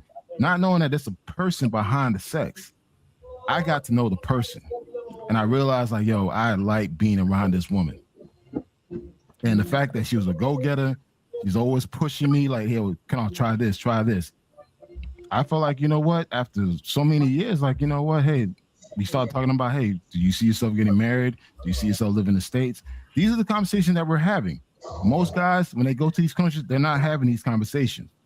They just strictly like, yo, she's bad. Tell me something about it. She's bad. All right. You come back home not knowing that your situation, your home situation is not good. You claim to, like, you go to these countries like a baller, but really back home, you work at the warehouse. And the problem is, it's like you selling this fantasy that, hey, you live in this big life, then you get married to this woman, you bring her to the States, and she realizes who the person really is. And that's why most cases it doesn't work out for a lot of guys. But a lot of guys are not transparent. Your situation was a little bit more different. She had access to America, correct? Yeah. That's what I'm saying. So your situation was different, and you went off. No, but I chose the right woman. That's the point. You got to pick the right woman. I'm like, for me, I could care less about your beauty. I've been around the world. I mean, I've been around baddies. Shit, I'm from Miami. I went to University of Miami. I'm used to seeing bad women all the time. So really, I don't get Google Gaga for a pretty face and a big ass. I'm looking at, okay, what's your characters like? How do you treat people? What do you want out of life? Do you see a us? If I'm not hearing none of this, either you live in the States or outside the country, I'm not gonna take you serious. And that's what, like, today women don't talk about us. They talk about me. What you can do for them. If I hear this as part of our conversation, dude, I just want to hear it and keep it moving. That's it. Hey, BMT. Hey, what? You ain't from Miami. You fled to Miami, but keep going. Shit. HB still going right. God damn, boy. You know what, man? I've been shopping my machete, boy. I see you, man. I already told you. I got. Hey, you got a machete. I already showed you what I got. Y'all already ready for round 3? Y'all done had 2 debates. Y'all ready for round 3? Man, I love my Zoes, man. I love my brother, man. I love you, man. Yeah, I love it's all good, man. You gotta talk shit. You know, I gotta keep it spicy every time. You know? I didn't expect that, man. Oh, that was a good one, though. That was a good one. Like, you bastard. But All yeah, right. yeah. Look, some of us been in the military. We see some of these guys, man. They be bringing these women back from these countries that they go visiting. They've been stationed over 1 to 2 years. They bring them back, and this thing, you know what I'm saying, they on the cock carousel, you know what I'm saying, when they get back to the U.S. But that comes from not properly vetting these women. You know what I'm saying? That's a lot of issues that guys have when they bring them back to the States when they ain't properly vet them. So, you know what I'm saying? I co-sign what he's saying, you know what I'm saying? He put in some work 10 years. You know what I'm saying? Ain't you like 35? So I'm like, damn, you supposed to groom her like when she was in high school or something. But yeah. Shit. Oh, here we go, bro. It's all good, man. Like, It's all man, good. see, It's that's what I fucking say, happening. man. Hey, Like, goddamn, bro. You can take the simp out of America, but you can't take the simping out of him, man. Like, what the fuck you talking about, man? See, that's what I'm saying, yo. It be you guys, man. Y'all be going to these foreign countries effing up the women because it's y'all, man. Y'all be coming over there with that BS grooming. Man, come on, man. Goddamn HB, boy, man. But nah. I'm joking around. But yeah, man. Nah, you wasn't joking. You was dead ass serious. Stand on it. Man, stand on it. Man. Look, don't tuck tail in. Hey, don't make me goddamn do you like I did to do that work last week. You know what I'm saying? You ain't about to do nothing. Stop resorting to violence. Niggas always think it's sweet, man, when they dealing with HB Gone Glow until they have a busted lip and they have to go home and explain to their wife why they suspended for work. And then you ended up getting fired. That's never a good option for you, man. Hey, but see, I got bread, so I can go off on. You said that. I'm not saying that to you. You said that, HB. Get out their pocket, especially these niggas that be talking. You said it. You said it, HB. I didn't say it. You said it. From a distance, way over there. Hey, let me explain something. You said it. Stop acting like you the toughest, bro. You said it, HB. Two Army dogs and 3 Marines on here. Okay, so there's 3 Marines, myself, HB, and Financial Frontier. Then you got an Army dog with Will and Miguel sitting here. So you got a lot of Army and military experience sitting on this panel right now. And we always going to go back and forth at each other. Well, I'm a pick. But I'm gonna piggyback off of what Travels Unfiltered was talking about when he talks about going to different countries and just my perspective. Miguel, you can definitely chime in on this one and tell me if I'm hitting this right on the nail. A lot of these guys that I see that come down to Colombia, and it's just like what you said. What you want to be called? What's your name, bro? You can call me Black Man Travels, man. I'm Black. Okay, Black Man Travels. No, I just want to make sure, man. But look, okay, so like BMT, right? Wait, hold up, Will. Hey, by the way, check out my website, blackmantravels.com. You want to see all my travel receipts, all my content, all that is on my website. And I have a YouTube channel. All right. So most of these guys that come down to Colombia, from what I noticed, they don't even try to get to know the woman. And one of the things I see is they come down here, they mess with the beautiful bottom feeders. Most of these girls haven't even finished primary school. They're getting bamboozled and getting back to the United States and leaving their ass. I mean, they're getting bamboozled by chicks that don't even have an equivalent high school diploma. And it's like they don't have a job. It's like they come down here. It's like they come down here, so they're desperate. Okay, so if you come down here and you want to meet a good Colombian girl, you ain't gonna meet her right away because for one, she's working. They work 6 days a week.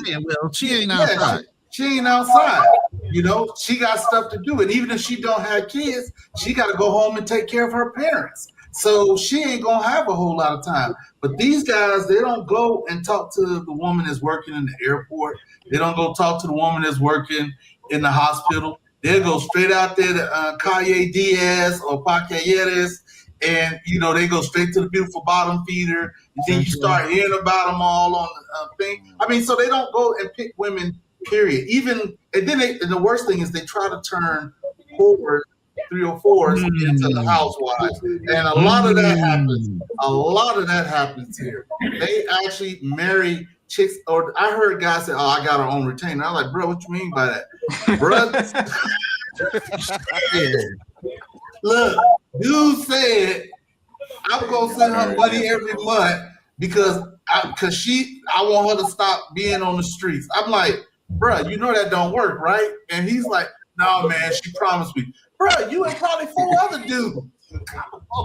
But you know what, guys? One thing is like a lot of brothers get a lot of slack, but a lot of the local men who live in the United States are the ones that are getting played, not the black man, because only so many black men are traveling to these countries. But the local Dominican, the local Colombian, the local Brazilian man that goes back home to his home country, he's getting fucked over. Yeah. Because they getting left. Because once these women come to the United States, they end up leaving their ass within 2 years. Their own local man, they'll leave them in 2 years. Because again, they just married a pretty face, thinking that, hey, you know what, I'll be all right. In most cases, it's not always like that. Hey, it's something that Ronan be saying a lot, that he like you gotta be set up. You know what I'm saying? Like how when he got to the Philippines, he set himself up. Like a lot of guys don't really have the means to be with the woman in another country, but they jump the gun, and then so they just try to make it work. So they bring her back here, like how you said, where they work in a factory job, or even if you got a good job. I talked to a guy recently. He said he made like $200,000 a year, but obviously he can't go live in that country. He needs to stay here. So it's gonna cause, to me, in my thinking, it's gonna cause a thing where it's a scarcity mindset. You know what I'm saying? Like you have I agree. And a lot of men have that scarcity mindset. A lot of men have that mindset. Will brought up with people putting other women on retainer. God damn. I ain't never You're trying to put the pussy on layaway. It's crazy. Can I read this comment real quick by Prime? Prime says you can't say that because you have to know what the traveler wants. Some just want to clap and some just want something serious. There's nothing wrong with that. See, the thing is, you got dudes that's going out there, they wifing up pros. You know what I'm saying? Yeah. And then they perpetrating these. That's what we talking about. I mean, perpetrating these pros as goddamn like they just good women angels. that they just met. Yeah. Oh, she's Angels. submissive. She this and that. I'm like, bruh. No, they're not angels. These dudes got red capes on their backs, and they trying to save them. So, I can but do I can get her out of this. But I can make her different if I give her exposure to my wealth. I'm gonna head out, guys. See ya. Good night. But pros retire at one point.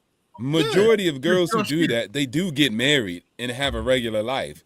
Like all of them ain't still out. You don't see no pros 80 years old on the block like this. They usually get in a relationship. You must got you a pro. You don't wife one up because you making excuses. You must have got you that's just one. the reality. That's just the reality. I'm not going to red pill rage because I want something for them. That's not going to happen. Most of them are going to get in relationships. Dudes do what they do, man. You salty, man. You ain't even cammed up. Be quiet. At the end of the day, we're not gonna do that, bro. We're you not salty. You ain't even cammed up. You just bro. got fired, my guy. Get out of here, man.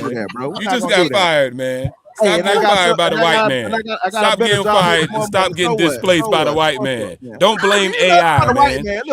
Don't blame AI. That's not the reason why you lost your job. Come on, man. And you got beat up too.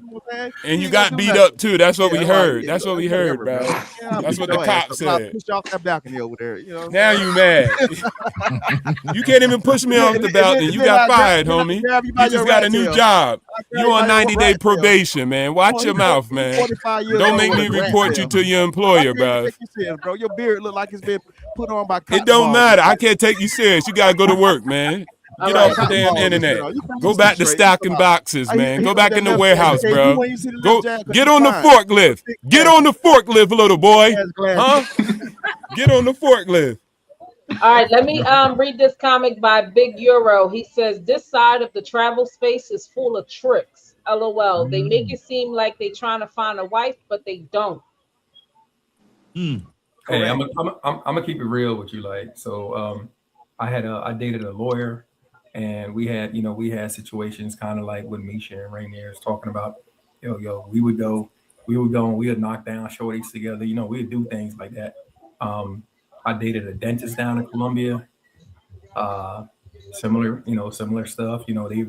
These were the good girls.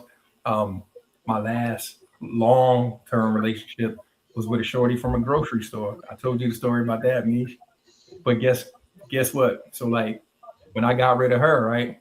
Guess what she back to doing? So she ran it up on me. I seen a picture of her. She out on balconies and stuff. So I was like, bitch, I know what you doing. Like, yeah, you ain't got your boy to take care of, to take care of you no more. So you got to get it out the mud. So go ahead and get it out the mud. So I tell people all the time, you know what I'm saying? Like, it's a saying, you can't turn a hoe into a housewife. All right, cool. So guess what? I bought a house down in Colombia, and I turned it into a whorehouse. So fuck. Damn. I ain't expect that one. Fuck. Hold up. I ain't expect that one. Yeah, thank you. But he not lying though. Like, it's a lot of different personalities. Like, when you dealing with people, man, you gotta vet everybody thoroughly. Like, I was talking to one of my subscribers recently here in Atlanta, and I was telling him, like, bro, you have to like get together with this person. Like, you can't long distance date. Like, you can try, but even for years, like, you getting the best version of that person. Like, you have to be there with them every day to see who they are truly. Because I've been with women here in Atlanta, and it took 6 months, sometimes a year, for me to actually see the real person, and then I can make a decision. But you can't make a decision. Down in the South, they call put it on airs. Yeah. Put it on airs. You gonna act like you are a certain way, but you really not that way. It takes years in America to figure out who you really dealing with sometimes. Depending Especially if you have something. You know what I'm saying? Like, back when I was young and I was just trapping, I ain't have too much. It was different. You could see the person faster. But now, once people can see that you got cars and houses and things that are substance, people will start to try. It reverses. Like, some women will try to be the person that you want them to be, but that can only last so long. Shit. Talk about it. Do not tell a bitch what you like and don't like. Make her figure that shit out. What kind of shit do you like? Nah, bitch, figure it out. Hey, Style King, I can share this experience, man. When my lady came to visit me for the first time in Miami, I was staying in downtown Hollywood. I showed her all my expenses. I showed her how much I paid, like my mortgage, showed the electricity bill. I showed her all this. Like, listen, because the thing is, I want her to understand, like, yo, United States is not made out of gold. Like, it's easy out here. It's not. Only certain people that make certain amount of income can live a certain lifestyle. So I had to show her, like, listen, this is what I pay on a monthly basis, so she can understand, like, not a lot of people could actually do this. And it's like, if you were to come to the United States, you can either work hard or you can work smart. So I had to put that in her head. It's like, all right, if you come here, go to school, get a skill set, do something. Like, don't come here thinking you're going to come here and work at Walmart. You're going to work at McDonald's. That's how most immigrants come here and think and do. It's like, listen, you're going to come here. You have to understand that you have to apply yourself if you want more out of yourself. Because, again, if you're not together, you still need to be able to take care of yourself. So these are the conversations you need to have with these people. If you're not having these conversations, or she's not having that conversation with you where she wants to, like, better herself, dude, that shit's not going to last.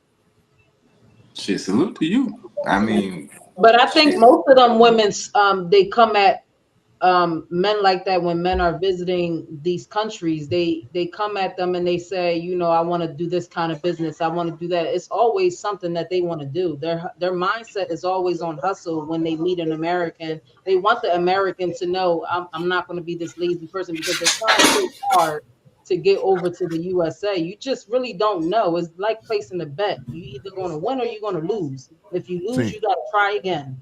See, my thing is, I'm speaking as an immigrant. I came in this country in 1970. Okay. So it's like, for me, it's just like, okay, this is what my mother had to go through with 6 kids in this country as an immigrant. She had to work hard. Do you want that life, or do you want to, like, literally apply yourself, get the skills you need to put yourself in a better position within 5 years? And the thing is, a lot of immigrants that come here, not even immigrants, people that come here from other countries, they think it's easy. The United States is not easy. It's easy once you have the skills and knowledge that you need to do to actually make your life a lot easier. But if you don't have the skill sets or the knowledge, dude, your life could be as hard as hell, same as the immigrant that's trying to come into this country. It all boils Black down Man to Travel. Can you explain why you gave her that information, like showing her the bills, how things worked? And can you just highlight one point that you said?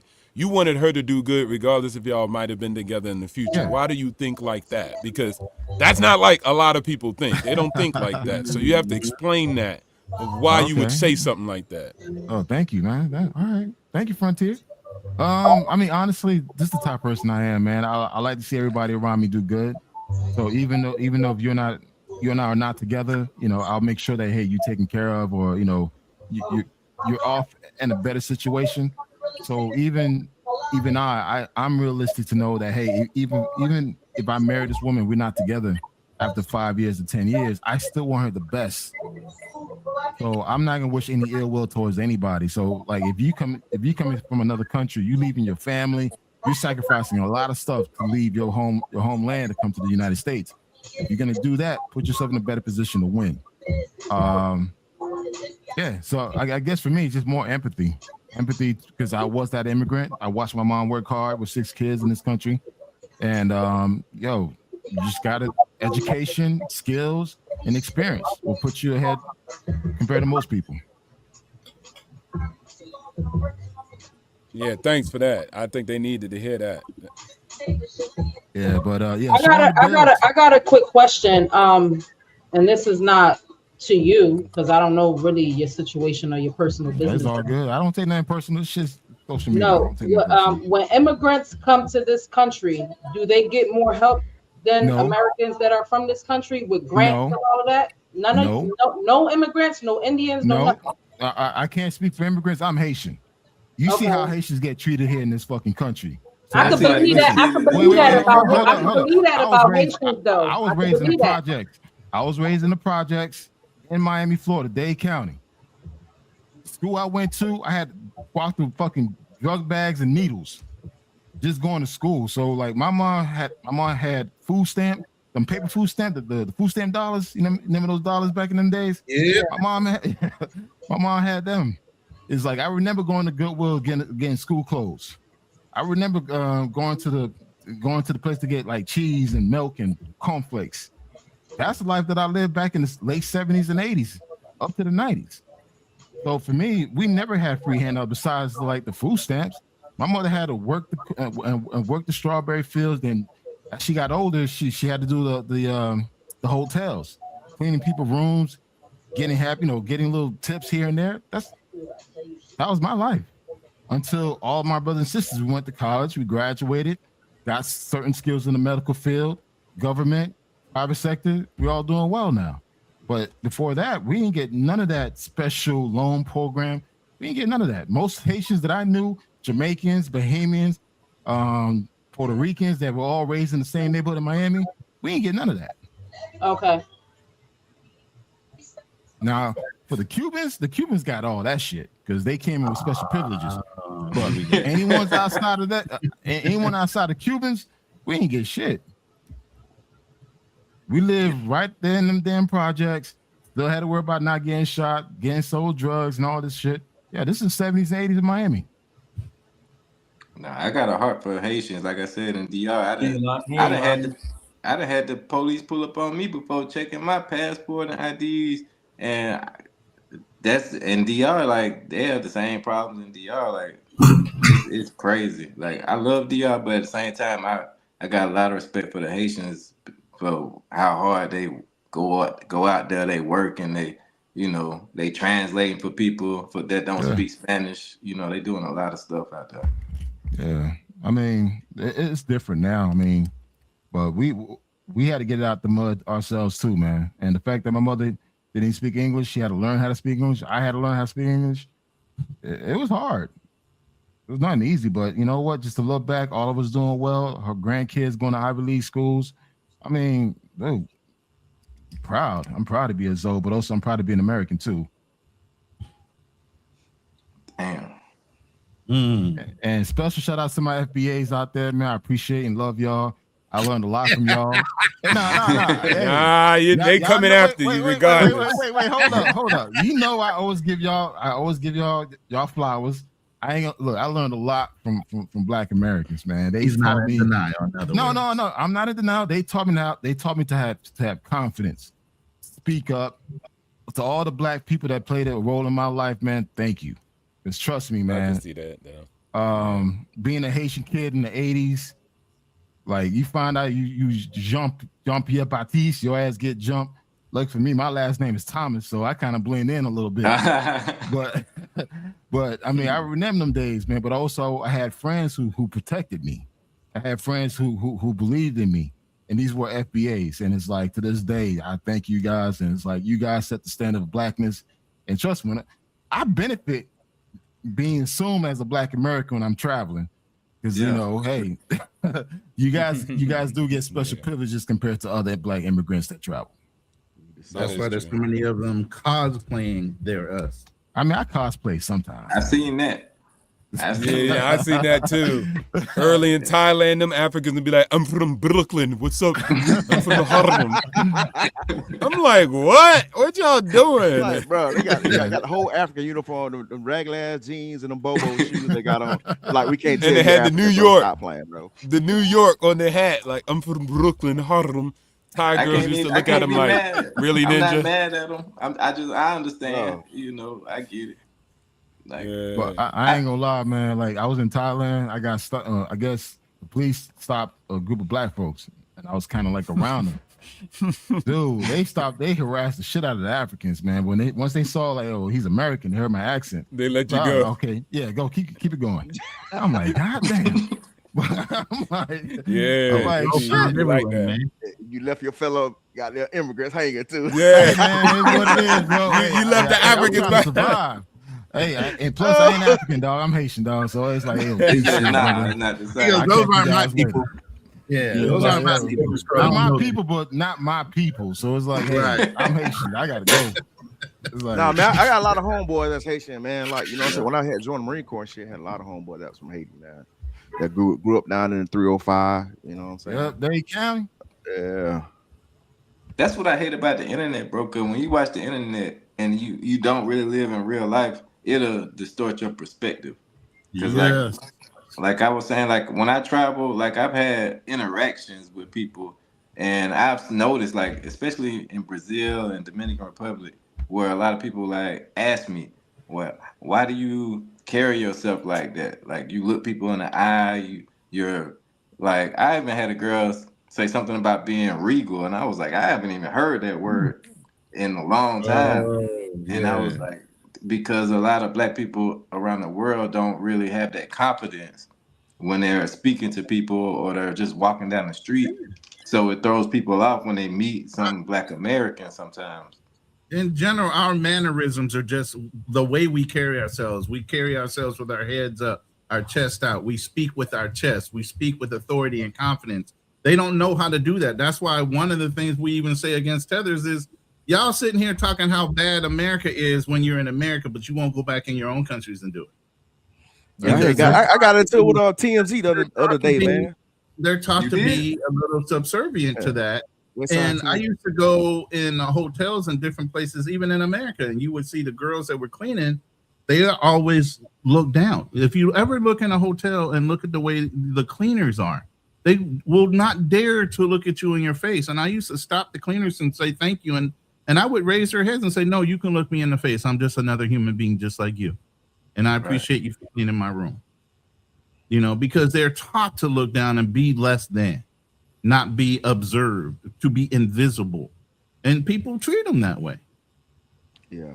I had got into it with a YT dude out there in Tanzania, man. I'm getting service and shit at the little, at the airport. They got the little souvenirs and stuff. I'm getting help. Damn, white dude just come out of nowhere, like, you know what I'm saying? Started talking to the dude that was helping me. And I was like, man, I say, man, hold the fuck on, my boy. I say, hey, man. I said, bro, I'm from the US, bro. We don't play that shit, man. I'm like, you wait your ass to goddamn, you're turning line. The African dude looking like, you know what I'm saying? I'm like, yeah, nigga, yeah, we don't play that shit, bro. Where I'm from, dog. Goddamn, we ain't scared of no damn white people. I say, man, you can see, wait your fucking turn, dog. And then Westside TMZ, man, you can't be taking that shit over there. Like, nah, bro. I'm like, bro, I'm not an African, bro. You're not gonna just fucking handle me any kind of way.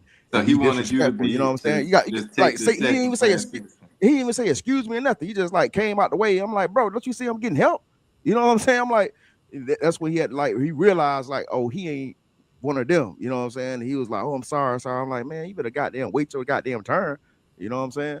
The fact that you even look like them, HB, what's wrong with you? Yeah, How then did you you know, look like Then that? West Side tomorrow, man, you You can't can go get over a there few. taking that type of attitude over there. I say, bro, it's gonna be a respect thing with me. I don't give a damn Yo, who you is, bro. It's gonna be a respect thing. I'm gonna say this, Yeah, man. yeah. I mean, you a person just like he a person.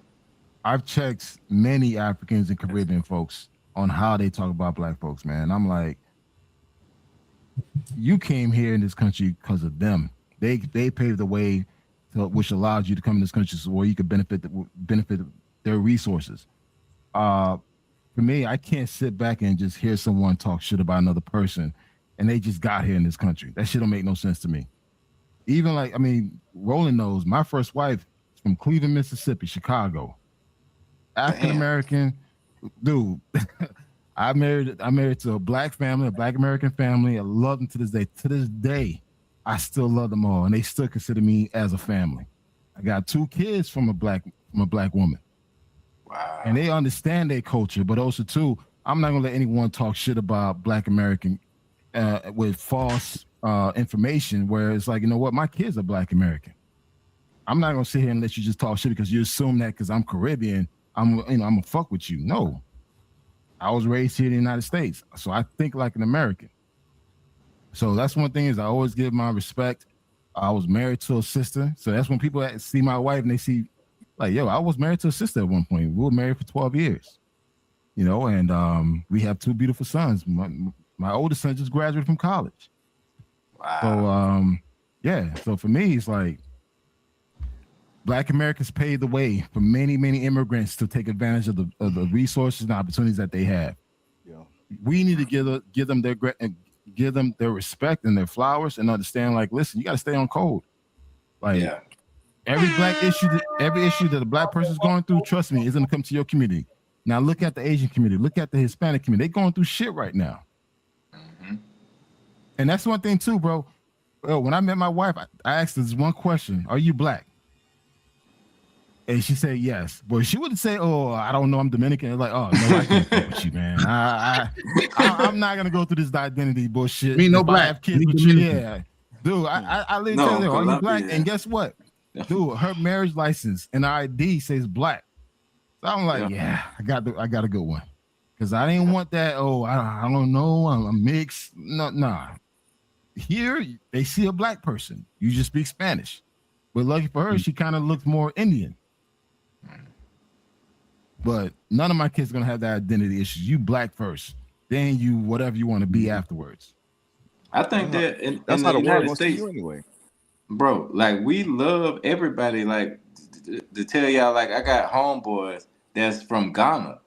Both their parents Ghanaian, but they been in Atlanta their whole life. Like I don't look at them as tethers or none of that other bullshit. Like I look at them as just like my brothers. You know what I'm saying? But at the end of the day, I think the only thing that really make the tether thing something is because when you come in with that outsider mindset and then you try to inject it into our politics, that's just like I want to move to Paraguay, right? But if I become a Paraguayan resident, that don't give me the right to start telling them what to do. You know what I'm saying? How they should think. I'm not from Paraguay. I wasn't born there, not raised there. I don't know their politics. So if I start learning from a certain sector of people, that don't give me the right to say, hey, y'all need to do this, y'all need to do that. You know what I'm saying? Like I don't know their culture enough to start interjecting what they should be doing or not doing. But Style King and HB Global, I do agree. We do have some bootlickers in the Caribbean and African community. Damn. We have them. And a lot of them is what it is, man. They everywhere, bro. They everywhere. But bro, honestly, in the Caribbean and Africa, they take that shit to a whole new level. I mean, we got Americans that do the same thing. No, Yeah, but this thing is, man, it's different in the island in Africa, man, because they take that shit to the extreme, to the point where they worshiping that shit, man. Real talk, man. Yeah, man. I mean, Yeah, my only thing, my issue is, you know what I'm saying? I just don't like the whole, when you get involved in politics, you tell them what we got there and what we should and what we shouldn't have and shit. You know what I'm saying? And then you get disrespectful and then you start saying shit like we bullet bags and shit like that. I'm like, hold the fuck on now. You know what I'm saying? You saying all that shit on the internet, You ain't gonna say that shit goddamn face to face. You know what I'm saying? Yeah. So, you know, a lot of that shit, a lot of that shit is psyop anyway, you know what I'm saying? Coming from the Democratic Party. That's why I'm like, I don't even route the Democrats more. We was talking about damn, I'm not gonna get on you, Will, but when you talking about Barack Obama, that nigga ain't do shit for black folks, man. You know what I'm saying? So He about to. He didn't have to do it. All he needed to do was fix the financial situation. All right. Okay, let me answer this real quick. All right. Look, you gotta understand American politics and American government. It doesn't matter what he would have did, okay, for black people. The next president, Trump, would have came in there and reversed everything he did, just like with the DEI. So it doesn't matter what a president does. It's like, and then it's just like, even when Biden came back in and reinstated what Obama did, what did Trump do? The first day in office, he revoked everything again. So and it's like, I'm not saying that us as black people that he shouldn't have done, more for black people, but let's look at this from a realist standpoint. What would he have really accomplished by doing that, except for getting it reversed? Anyway, I mean, all right. So you're not gonna play in my face, you know what I'm saying? Because that shit already happened. So my eyes already open. So you saying it's always gonna get reversed, like, hey, make an attempt, try, but I mean you can get LGBT people rights, you can pass all these rules and laws when it comes to it comes to those people and shit, you know what I'm saying? But you ain't like make no attempt to try to, you know what I'm saying? Let me fix now this. you on TV talking about, you know what I'm saying? Hey, boys need to have a you know what I'm saying? Let me give you where the goddamn, you know what I'm saying, comes in mentor and all that shit. Like, you know Hold what I'm on, saying? hold on. Black dads ain't good enough. I'm like, hold on, what? Hold on, I'm my gonna boy. give you a perfect example of the psyop that's been going on with Obamacare. I'm gonna use that as an example. Obamacare was really Romneycare, which means the Republicans started it. It ran 2 years in Massachusetts before it went national, just to prove it was workable. And guess who approved it? It was the Republicans that approved it. But since Obama won the election and now they had to give credit to the sitting president, that's when they started going all upside their heads about wanting to say Obamacare ain't good. Now, when they get back in office, they want to try to discredit it, but it's actually the same program they set up. That's we know all that. We know all that, but still though, the finesse was, you know what I'm saying? Like, you know, it's like, oh yeah, Obamacare was for black people. It wasn't, man. White people benefit from that shit, goddamn, more than anybody, man. People I sold that plan to, and they were against it until I sat down with them. They paying $3,700 for a plan for a family of 4. I sat down with them, said by the time I got done, it was $1,200. I said, now do you got a problem with it? Oh no, we'll take it. No shit, you will. Damn. Bro, man, listen, man. You gotta think about it, man. Like, people out here getting slaughtered, bro. This dude ain't lift a finger. Him and what's his tether buddy, Holder. You know what I'm saying? This dude, like, you know, General, what's his Attorney General? Fucking Eric Holder. You know what I'm saying? Are you talking about now or then? I'm talking about back when. You know, he's talking about then the Attorney General. Them cats ain't do not even one thing, man. I like making an attempt. You know what I'm saying? Like, even if it's gonna get overturned, still goddamn make an attempt. You know what I'm saying? Especially you was on your last term anyway. You know what I'm saying? You might as well go out like a ball of fire. You know what I'm saying? So, you know what I'm saying? Like, all that bullshit, man. That politics bullshit, man. Okay, all right. See, like, don't. That's why they lost. That's why they lost. That's why they lost the goddamn. That's why they losing the goddamn black votes, because you doing everything for every other group. You doing everything. You playing in our face. You doing everything for other group, but you say you can't do nothing for black folks. That don't make no sense. So that's why they losing a lot of goddamn motherfucking votes and shit on their side. What is that and they gonna word? continue to keep losing. They gonna continue to keep losing votes. You know what I'm saying? Until they goddamn get right. Because the thing is, everything like we live in this country, bro. You know, we live in this country as black people, bro. The laws, the shit, they're not set up. You know what I'm saying? They can do one thing equally the same as a black person do it, and we the one that's gonna get demonized for it. We gonna go to jail for the same goddamn crime, and we see this shit play out all the goddamn time. So sometimes we just got to be real about shit, man. You talking about being real? Let's be real about the shit.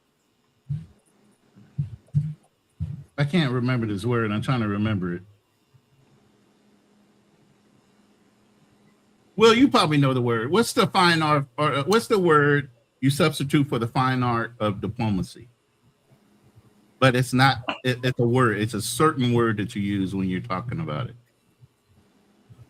I can't think of it right now. Right on the tip. You got two different. You got denial and plausibility, and denial and deception.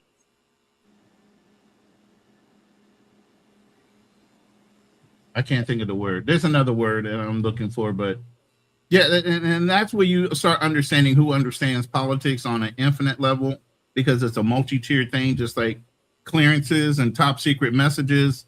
We know from people that have the clearance that there's like, it's a 4-dimensional chess piece type of situation that goes on when you're looking at your top secret messages. If you do this, 5 other things could be affected by it, and we don't want to do this or over push our boundaries because this and this are going to happen.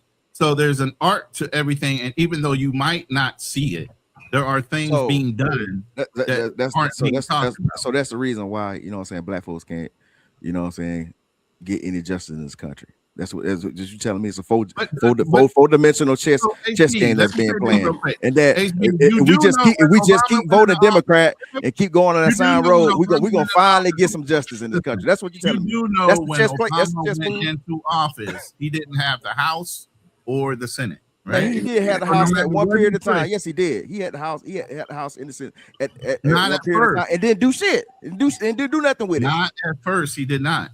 Man, we ain't talking about we're not talking about at first, at last. We talking about the period when he did. We talking about the period when he did. Stop playing, Ronan. Stop playing, Ronan. Yeah, at first he didn't. It's always a damn excuse. Boy, Lord have mercy, boy. Black folks, stop making these damn excuses, man. Hey, wait. Can I ask Miguel a question? Keep going. Hey, what's up, bro? All right, so like when you open a business in another country, especially Colombia, like I met a couple of good brothers, and I met a good brother in Medellin that got a club called Skybox, a restaurant. Mm-hmm. But I was just there yesterday. Oh damn! So yeah, shout out to him, man. That's a nice spot. I wanted to ask, as far as like the politics and things like that, did you find it difficult? Because I know you talked about how you built it up. But it's because like I want to open a business, but I want to move to Paraguay. That's a whole different property thing. But it's motivation to see somebody like you that's already, in the game. So I want to see like, do you have anything that you would like to add as far as like pointers or things that you had to overcome that people might not think about before trying to endeavor in that? So in the beginning of this process, you don't know what you don't know. And what we did not know was opening a business in Colombia. We had no idea of how much bureaucracy was involved and like just getting through the system. It's to the point now, like I wouldn't build a damn sandcastle on a beach in Colombia. I'm not. Like no, bro. It is that bad. It's very tedious. It's a tedious process. And Colombia is one of the worst countries for the right amount. Oh yeah. Like to do business, Colombia is one of the worst countries to do it. And bro, took me 8 months to get into. It took me 8 months for my house. 8 months. Oh, bro. When I say it's horrible, oh my God, bro. So let me give you an example of some of the things we had to deal with. So we had to, all right, so we bought a house, right? And we took it down to the studs. And we had to reinforce the foundation and everything for the pool, for the rooftop pool. So once we got to the point where we got all the plumbing and we were doing the wiring, the electrician was like, they said, oh, well, we need a larger transformer. We need a new transformer. So, all right, cool. So we went out and got the transformer. The electrician ran off with the transformer. I shit you not. He stole the transformer and never showed up. We had to get them boys on him. So then finally got a transformer installed and we wanted to get the power, running to the place. The people from the power company came out and we had an appointment, but it was like, We're not gonna be able to do that today. And he looking on his schedule, he was like, our next open spot isn't until a month from now. He was like, but for 400 mil pesos, we can be over here. We have the truck over here in like 10 minutes. Right. And we looking at me and my partner looked at each other, man. We was just like, this bullshit. So ain't this about a bit? Yeah. So we greased the palms, got the truck over there. Bro, it's just, I mean, and that was just the little things. That was just the day to day. But like actually dealing with, filing the paperwork and oh my God, bro, it's so much. Colombians take forever. Man, I've heard these stories. I've heard these stories 1,000 times, but y'all got a lot of patience, man. I don't have none of that shit. I have a zero. It is so patience. much. We know. And we know, AP. Zero patience. We know you don't have no patience. I ain't got time for the BS, man. Yeah. So and then like even like we got my boy's girl. What up, right now? Yo, what up, bro? Peace, God. What's good, y'all? How y'all doing? All right. Salute to everybody on the panel. I'm just listening to the story. Go ahead, keep cooking. Yeah. So she had us. She worked through a lot of the red tape because she worked in the business sector. So she cut through a lot of the red tape for us and dealt with a lot of the bureaucracy BS. So that's another thing I would ask brothers to do, man. If you're gonna come down here and talk about you finding a wife or you finding somebody, a partner or whatever, like find somebody that can help you navigate these, these obstacles out here in these Cartagena or Medellin or Cali streets, bro. You need to find somebody who's gonna help you. You know what I mean? You need to find somebody that's not gonna be an anchor, that's not gonna drag you down. Like somebody said before about the beautiful bottom dwellers, bro, you don't want to have to like just drag somebody and then next thing you know, you get involved with this person. Now you funded their whole damn family because that's what she was doing out in the streets. Like, it's crazy. You gotta find somebody with a job, find somebody that can help you. And like if you just going on there to okay, do you. But if you one of them dudes that need to be held, you know what I'm saying? You might have held on to your pacifier too long as a kid growing up, and you need to be, you know what I'm saying? And you need to be hugged all night. You need to spoon. You know what I mean? I think that's gonna be an asset to you and not a liability. Yeah. All facts. Yeah, I like that. Yeah, man. But opening up a business specifically in Colombia, bro, it's not for the weary. It's not for the weak of heart, bro. You gotta have. None of these countries are. That's the thing, though. Yeah. No country is.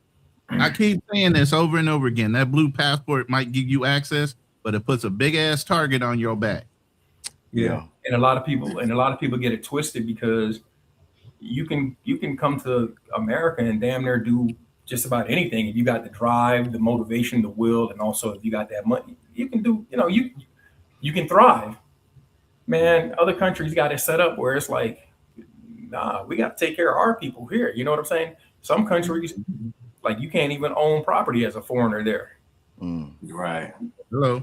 So that's why I asked you because I noticed on my channel, and then sometimes when I get on panels that I get a lot of pushback from guys that haven't even traveled to these places, and I feel like that's what I wish. Like I wish I had somebody to tell me certain things before I even went to the place. Where a lot of these channels, they just tell you all the good things about the place that they love, but they never tell you like any of the negative aspects, which I mean we need more balance, I think. Yeah. Don't get me wrong. I love Colombia. It's a beautiful country. I've been all over. Cali, Bucaramanga, Medellin, Santa Marta, San Andreas, Cartagena. Man, you name it. I've been all over the place in Colombia. But like I said, as far as like doing business and stuff, I was thinking about opening up another. I was talking to Misha and Rainier a while back about, a little business idea I had. And then I thought about it. I was like, yo, I'm like, you must be a glutton for punishment. I was like, yo, I'm not doing that. Nah. I was like, forget that. I might take this show on the road and maybe go to Panama or something if I want to do something like that. Go do it out there because Panama is a little bit more welcoming, but Colombia, nah. Nah, I'm good. I'm good on that. Like I say, I'm not building a damn sandcastle out there. I'm not doing nothing else out there business wise. Really? I didn't talk to you about that. That's crazy. Okay. Yeah. Damn. Yeah, in Colombia, it's all about the connections. Because like, if I didn't have somebody that was in the government helping me out, it would have been even much longer. I mean, because that's just how they move down here.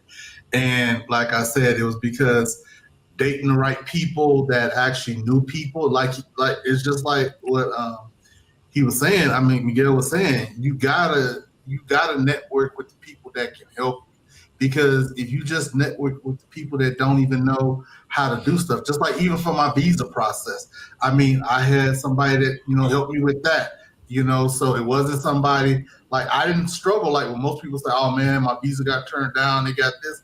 And then I said, "Well, who did your visa?" I said, "Well, I had such and such. I can have her help you too." And then they was like, "Oh," because they don't look for people that can help them or that like. And most of the people that help me actually are duolingual. That's another thing. They speak English and Spanish, so they was able to help me navigate. Even like when I was first started going to the doctor, there was one girl. She was my assistant, but she was, she's native Colombian, but she speaks English, so she helped me a lot. So she ended up being my personal assistant on many of my ventures. It helped open up a lot of doors and connections. Yeah.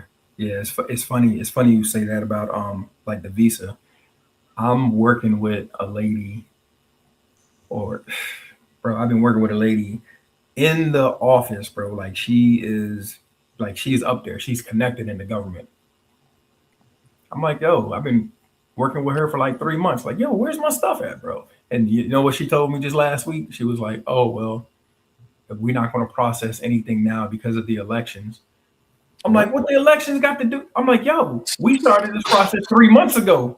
Like, what are you talking about, yo? I'm like, yo. I told her, I'm like, yo, shorty, listen, I only got a month left. Like, what are you doing? And she was, okay, no, it's okay. That's that gaslighting shit, man. She gaslighted the hell out of you on that one. Yeah. Hey, that's when you got to know your 4-dimensional chess place in politics, man, to understand what's going on in the country, man. You know what I'm saying? Don't be trying to flip shit on me. I gotta hit her with the 48 laws. But yeah, man. Hey, are you Style King? Are you like getting things in place? Are you doing research? Do you got your bail team? Like, is you trying to navigate that? Yeah, definitely. I mean, it's kind of hard from here. I realized that just through like personal things and this last trip that I took. I know I was down there for like 6 months this last time. And I was thinking like, oh yeah, I can just contact this person when I get down there, then I can do this and do that. But it's not the same when you boots on the ground. Like once I got down there, things weren't the same as I thought they were. So like one thing I like about Paraguay is very welcoming. A lot of the people, they like, when you coming back, you know what I'm saying? Like I met people from the American Embassy, a lot of different people that are already in the mix as far as those type of things. And like how you said, like I know people that speak the indigenous language, English and Spanish, which gives me an advantage, but it's not perfect. Like I'm by no means, that's why I'm asking questions to him, because by no means do I think I have it all figured out. I know what I want to do, but I learned in business in the United States and anywhere else, like you have to be adjustable, like because things are gonna change day to day. So I'm gonna keep an open mind. Like I have a plan, but I definitely keep an open mind. Yeah, that's what's up. So what part of when you go down to Paraguay, what city? What city you going to? Oh no, I've only been to Asuncion. I stayed there for like 3 months. I stayed there for 3 months this past. How'd you like it? Oh, I love it. That's where I plan on moving to as of now. That's what's up. Yeah, It's yeah. I wanted to go check it out. But I'm And it's peaceful, man. It's like quiet, none of that. Yeah, because that's what I love. That's what I love about Colombia, man. It's not loud here. I mean, you know, it's if you live in a after Colombia is loud. no, bro. Let me tell you, if you stay in a strata 6 and you stay in a strata 5, you ain't gonna have that problem. If you stay in a strata 3, 2, and 1, look, it's like, man, come on, bro. It's like sleeping in the club, bro. Yeah. It's like, come on, sleeping straight in the club. Yeah, bruh, it be that freaking loud, man. I mean, it's just Paraguay has those type of areas as well. Like I've been in both type of areas, but I just think Paraguay is more like, I don't know, like it's like a bridge between like more indigenous and European mixed with Latin American culture. So it's how's your kinda like, Spanish? you definitely gonna need a lot of Spanish, yeah. Cause like when I went to Cali, like I was in Paraguay for a month. And then I went to Cali for 2 months. Then I went back to Paraguay. I didn't understand anything they were saying. Because in Colombia, you know, that Spanish is so rhythmic and is like a really good clarity. It's a very good clear. Yeah, it's very clean. Proper to me. Yeah, I like it's very clean. But in Paraguay, they speak Guarani is their indigenous language. So they'll mix it together with Spanish, which they call Jopa, which is that's on you.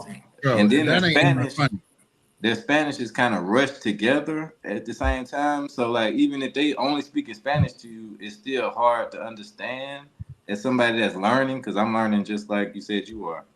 So well, it's just like going to Britain, man. When I was in Lakenheath, and I was like, what the hell that dude just say? I mean, we in England? And then they started naming off different desserts and shit. Like, do you want some spotted dick? And I'm like, no. You know, and I didn't know it was pudding, man. I didn't know that. You know, so when you're in different countries under different, you know, in different cultures, you know, they have all kind of stuff, man. I mean, or you know, like you talk to somebody, and they be like, "Yeah, I think I'm about to go. I'm feeling bloody knockers," and I'm like, and, you know, you get out. So I get what you're saying when you start talking about Spanish, because it's the same way in England, man. Even you know, if you go to Ireland, it's the same thing. Just it's so many different dialects to English, and then if you start getting to the Celtic part of it, it gets even more, you know, just really, you know, difficult. So yeah, you're right about that. I'll say this: Dominican Spanish is completely different from any other Spanish that I experienced. I've been to Chile, I've been to Peru, Ecuador, Colombia, Brazil.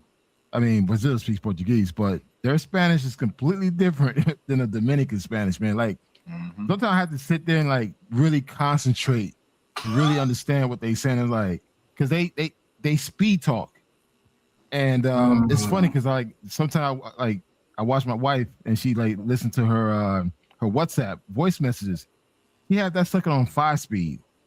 I'm like, how the hell you like how the hell you understand everything that's going on? It's like, yeah, we do that all the time. And guess what? Her family does the same thing.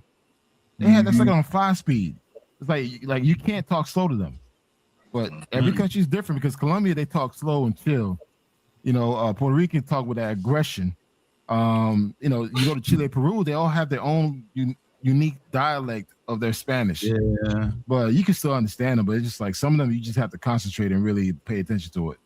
Philippines is 270 different dialects and tribes of languages. My lady speaks 7.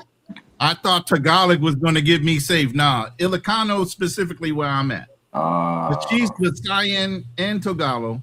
She speaks Visayan, Tagalog, Ilocano, English, French, and one other of their languages here.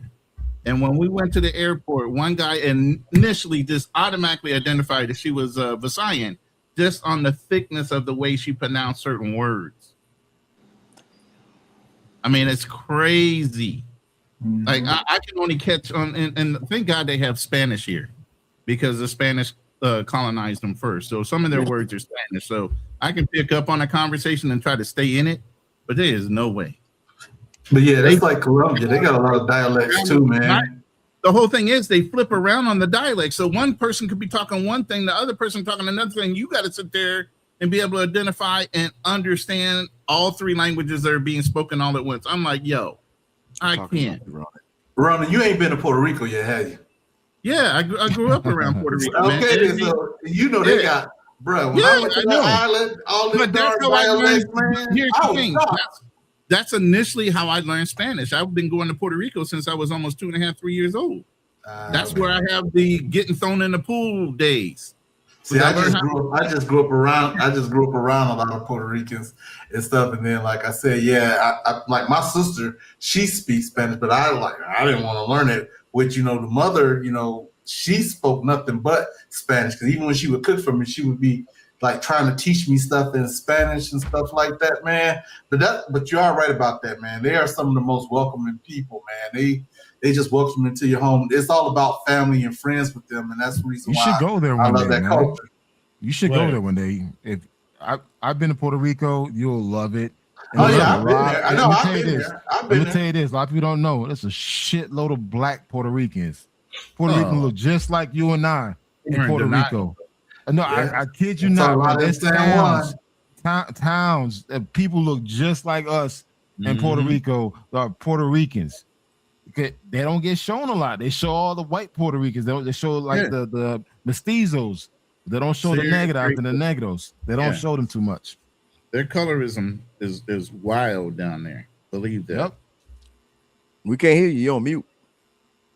Who? I'm sorry. I said, especially in Carolina, PR, it's a lot of Puerto Ricans that are Will's complexion. Yeah. Yeah. But yeah. Go to Lucia. That's like about 45 minutes to an hour outside of San Juan.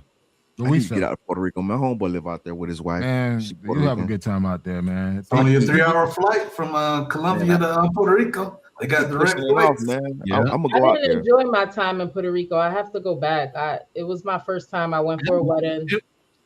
It's always been my first experience at traveling was Puerto Rico was a family vacation. Yeah, I was in San Juan eating American food. It was hard. You definitely got to like just catch a 45-minute taxi ride. It's a black town, Louisa. 45 minutes outside of San Juan, black town. Mm-hmm. My family's from Galle.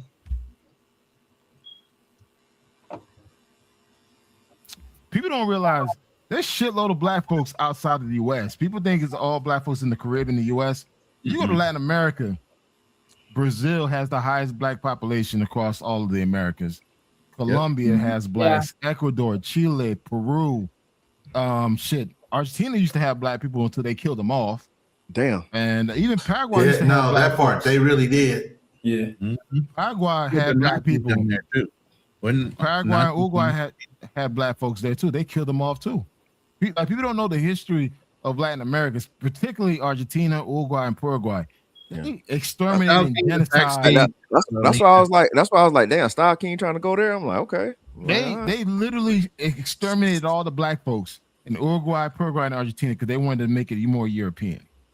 I believe that. I could see a lot. Matter of fact, that's where a lot of your Germans went after The Nazis, World War II. Yep, exactly. The Nazis, they went into Argentina, and then if you look at, Brazil too. Was it Nigeria that did the thing that said there was that said slavery was a crime, and then there was only 3 countries that said that it voted. It was Argentina, America, and Israel. I was like, you know what? Wow. I said. I be telling, bruh, Israel. To this day, everybody is subservient to them. Yeah. Well, you know what? I'm gonna say this, and I'm gonna be deep with this one. If you really go back and look in history, and you look at why Hitler did what he was doing, and you go back and look at the archives of why. It's because they were trying to take over Germany. That's the reason why all that extermination started.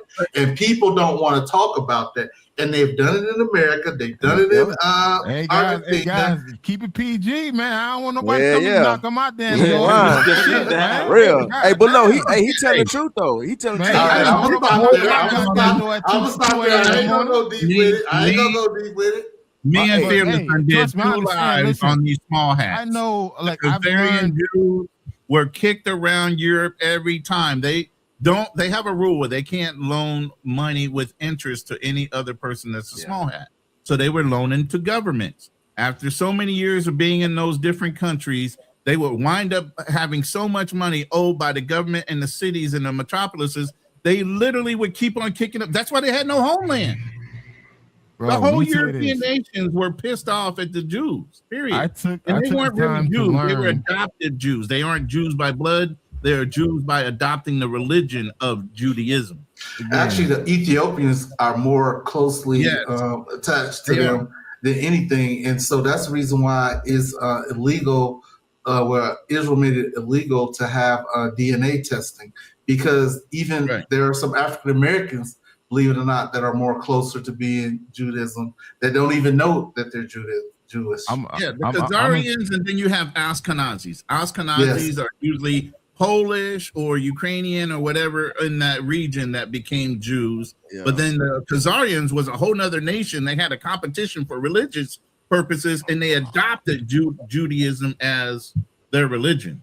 So there's even that before you even get into the Ethiopian thing. I'm gonna say this. I learned a lot. You can't talk about history, boy. You can't talk about the truth, man. You know what I'm saying? I learned a lot about these people. I realized, you know what, man? I've seen some videos, real life videos, what they doing over there. I can never fuck with them, man. I'm sorry. Hey, just a disclaimer. I didn't tell anybody to go to Paraguay. No, that's all good. That's all good. You got this man with PTSD. You got him with PTSD travel for going. I like Paraguay for my own reason, because, like I said, like I like Ecuador. Ecuador is really kind of my favorite country to be in. It's not safe though. Yeah, it has a lot of problems, just like Colombia. Yeah, them two brothers that went down there and bought that farm, and they got hemmed up for all them years. Bro, I said, and I was like, when I saw that, I was like, Ecuador ain't ever got to worry about me going to Ecuador. When I saw that, they was jealous of them dudes, bro, because them dudes went out there and bought more land, than most of the locals' families could in the whole 100 years, and that's why it was like that. Yeah, I mean, I don't have a problem with that, but what I'm saying is, you have to know you got to know the room. You got to be able to read the room. That's just like if you went to any other country and you start buying up stuff and doing stuff, you got to know the politics of the place. Just like when people come here, that's how the tether thing started, because people ain't reading the room. They just going for what they know. So I don't want to do that. That's why I asked about Colombia as far as starting a business.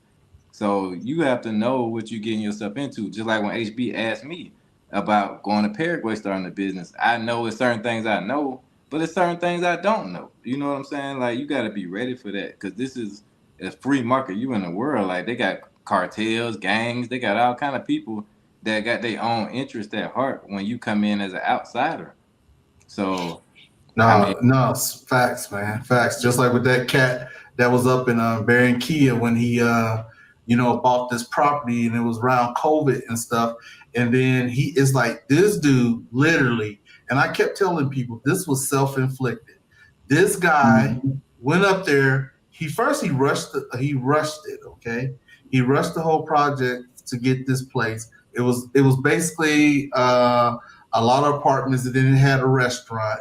And then this guy decided during COVID, he's going to kick all the people out the apartment and kick out the guy. And he's on the internet. Hold on, bro. It gets better. And he was on the internet telling people he was going to do this. And the dude said, yeah, I'm going to probably go ahead on and kick that dude in the kitchen out and then cook my own food. Instead of saying, I'm not going to mess with these people rent, which they wouldn't have had no problem. I'm not going to mess with this dude in the kitchen. I'd be like, hey, man, can we cook something together to make this better? Instead of, integrating, he did a straight takeover, didn't speak no Spanish, didn't understand any lay of the land. It's like you just sold all your stuff in Atlanta, okay? And he was from Atlanta. Damn. He sold all this stuff from Atlanta. Damn. And then went down to Colombia during COVID. And you're going to kick everybody out. And guess what ended up happening? He got popped in the head, and everybody else. Look, they got his money. We don't even, still to this day, we don't even know what happened to that property and the money. We don't even know what happened to that property. It was in his name, but we don't even know what happened to it. And them same people end up not moving, and that same cook end up staying in that darn restaurant. Miguel, you heard that story, right? Yeah. I know. Am I on point about it, or is everything like? Correct me if I'm wrong. Nah, you're absolutely right. You're absolutely right. I'm sorry, guys. I gotta close down soon. All right, no problem. Hey, I already subscribed to your channel too, Miss Lady. Appreciate it. All right, cool. Thank you. I appreciate that. I'm gonna go live again. I'm gonna try to stay consistent with it because a lot. I hope so. I look forward to seeing more of your stuff. Yeah, I appreciate you. All right, cuz. All right, good night, all. Guy. Cuz I text you on WhatsApp. You ain't even look at it. Like. Oh, hold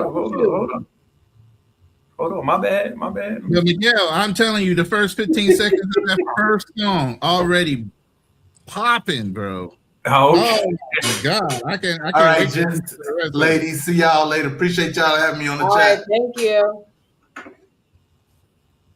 All right, y'all. Any last words before I close down? No, do your thing, Mish. This is your world. Yeah. All right, man. I appreciate everybody for coming up here. All these new faces. Is this from your side, Ronan? I'm just loving it. Okay. You know, I help out where I can, you know. Yeah, I'm HB Gone Global, the problem child. You know what I'm saying? Yes, he is. So, you know what I'm saying? Can y'all drop y'all YouTube channels in the chat real quick? I want to make sure I'm subscribed to everybody. She's not talking to you, big HB. She don't want your shit.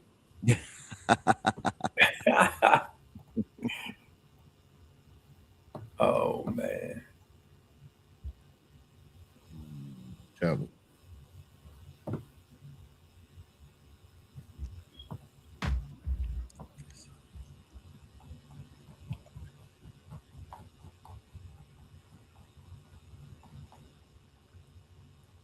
Yeah, I got to redo my whole channel, so I'm not even going to drop it right now. So I'm about to come out brand new. When Yeah. Yeah. Hey man, every time they come out with new AI, they just came out with Claude Fabe. I'm about to redo my whole website. And HB over there fucking hey man, trolling my ass. None of the pictures look like you, nigga. you try to de-age yourself and shit. Big back ass. Yeah, man. I'm about to my music channel up. I'm doing some stuff, man. I'm over here. I'm actually over here in Florida right now. I had a couple of appointments. I'm trying to get the rest of. You remember that old commercial? It's my money and I want it now. So I'm trying to get right. Yeah. So I'm going through the process right now with SSDI. Hey, no, we need to talk offline on WhatsApp, man. When you ready to hit it, man? You know what I'm saying? Yeah. Well, let me get the gang all back together. You know, this is your boy. For sure.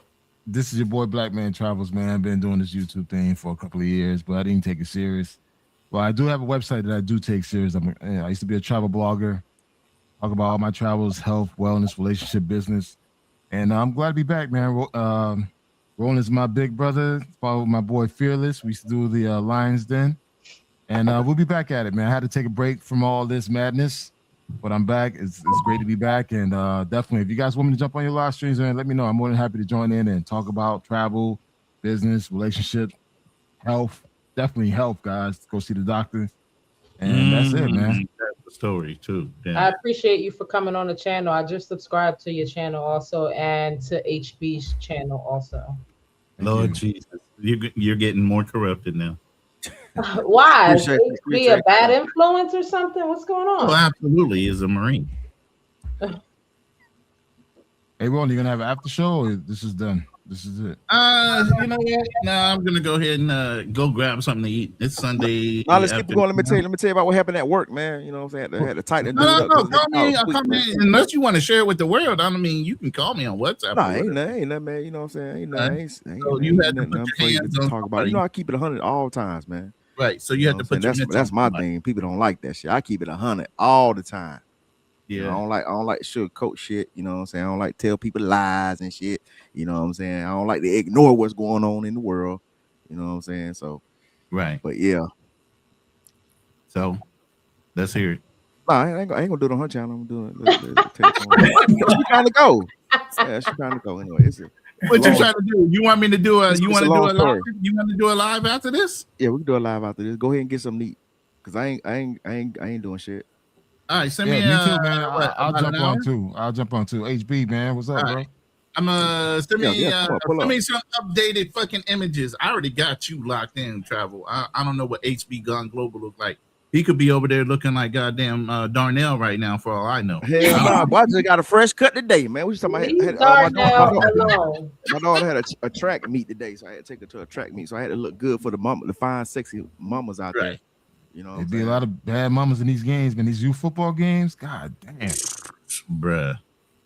I'm like, All man, day. I'm a married man. Can't do a goddamn thing. All day back in the day, I was like, Lord Jesus.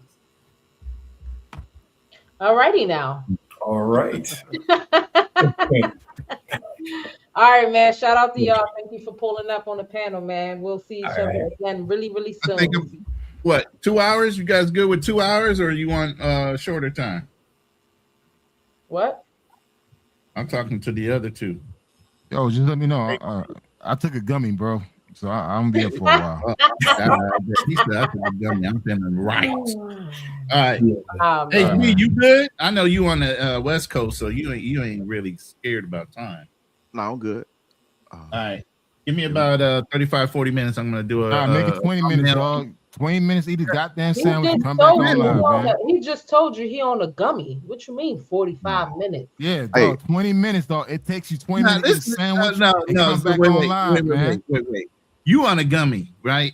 That means I'm gonna give you 20 minutes for your ass to sleep over there. I ain't gonna sleep. I never slept on a goddamn live. Stop that shit, man. I was like, yeah. All right, Miguel, you in? You coming on, Miguel? You coming back?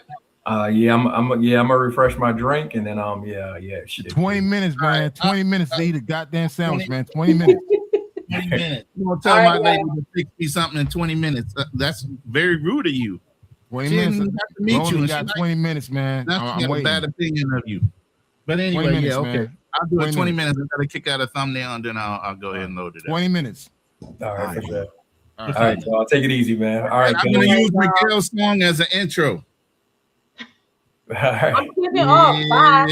Bye. Bye. Bye. Bye. Bye.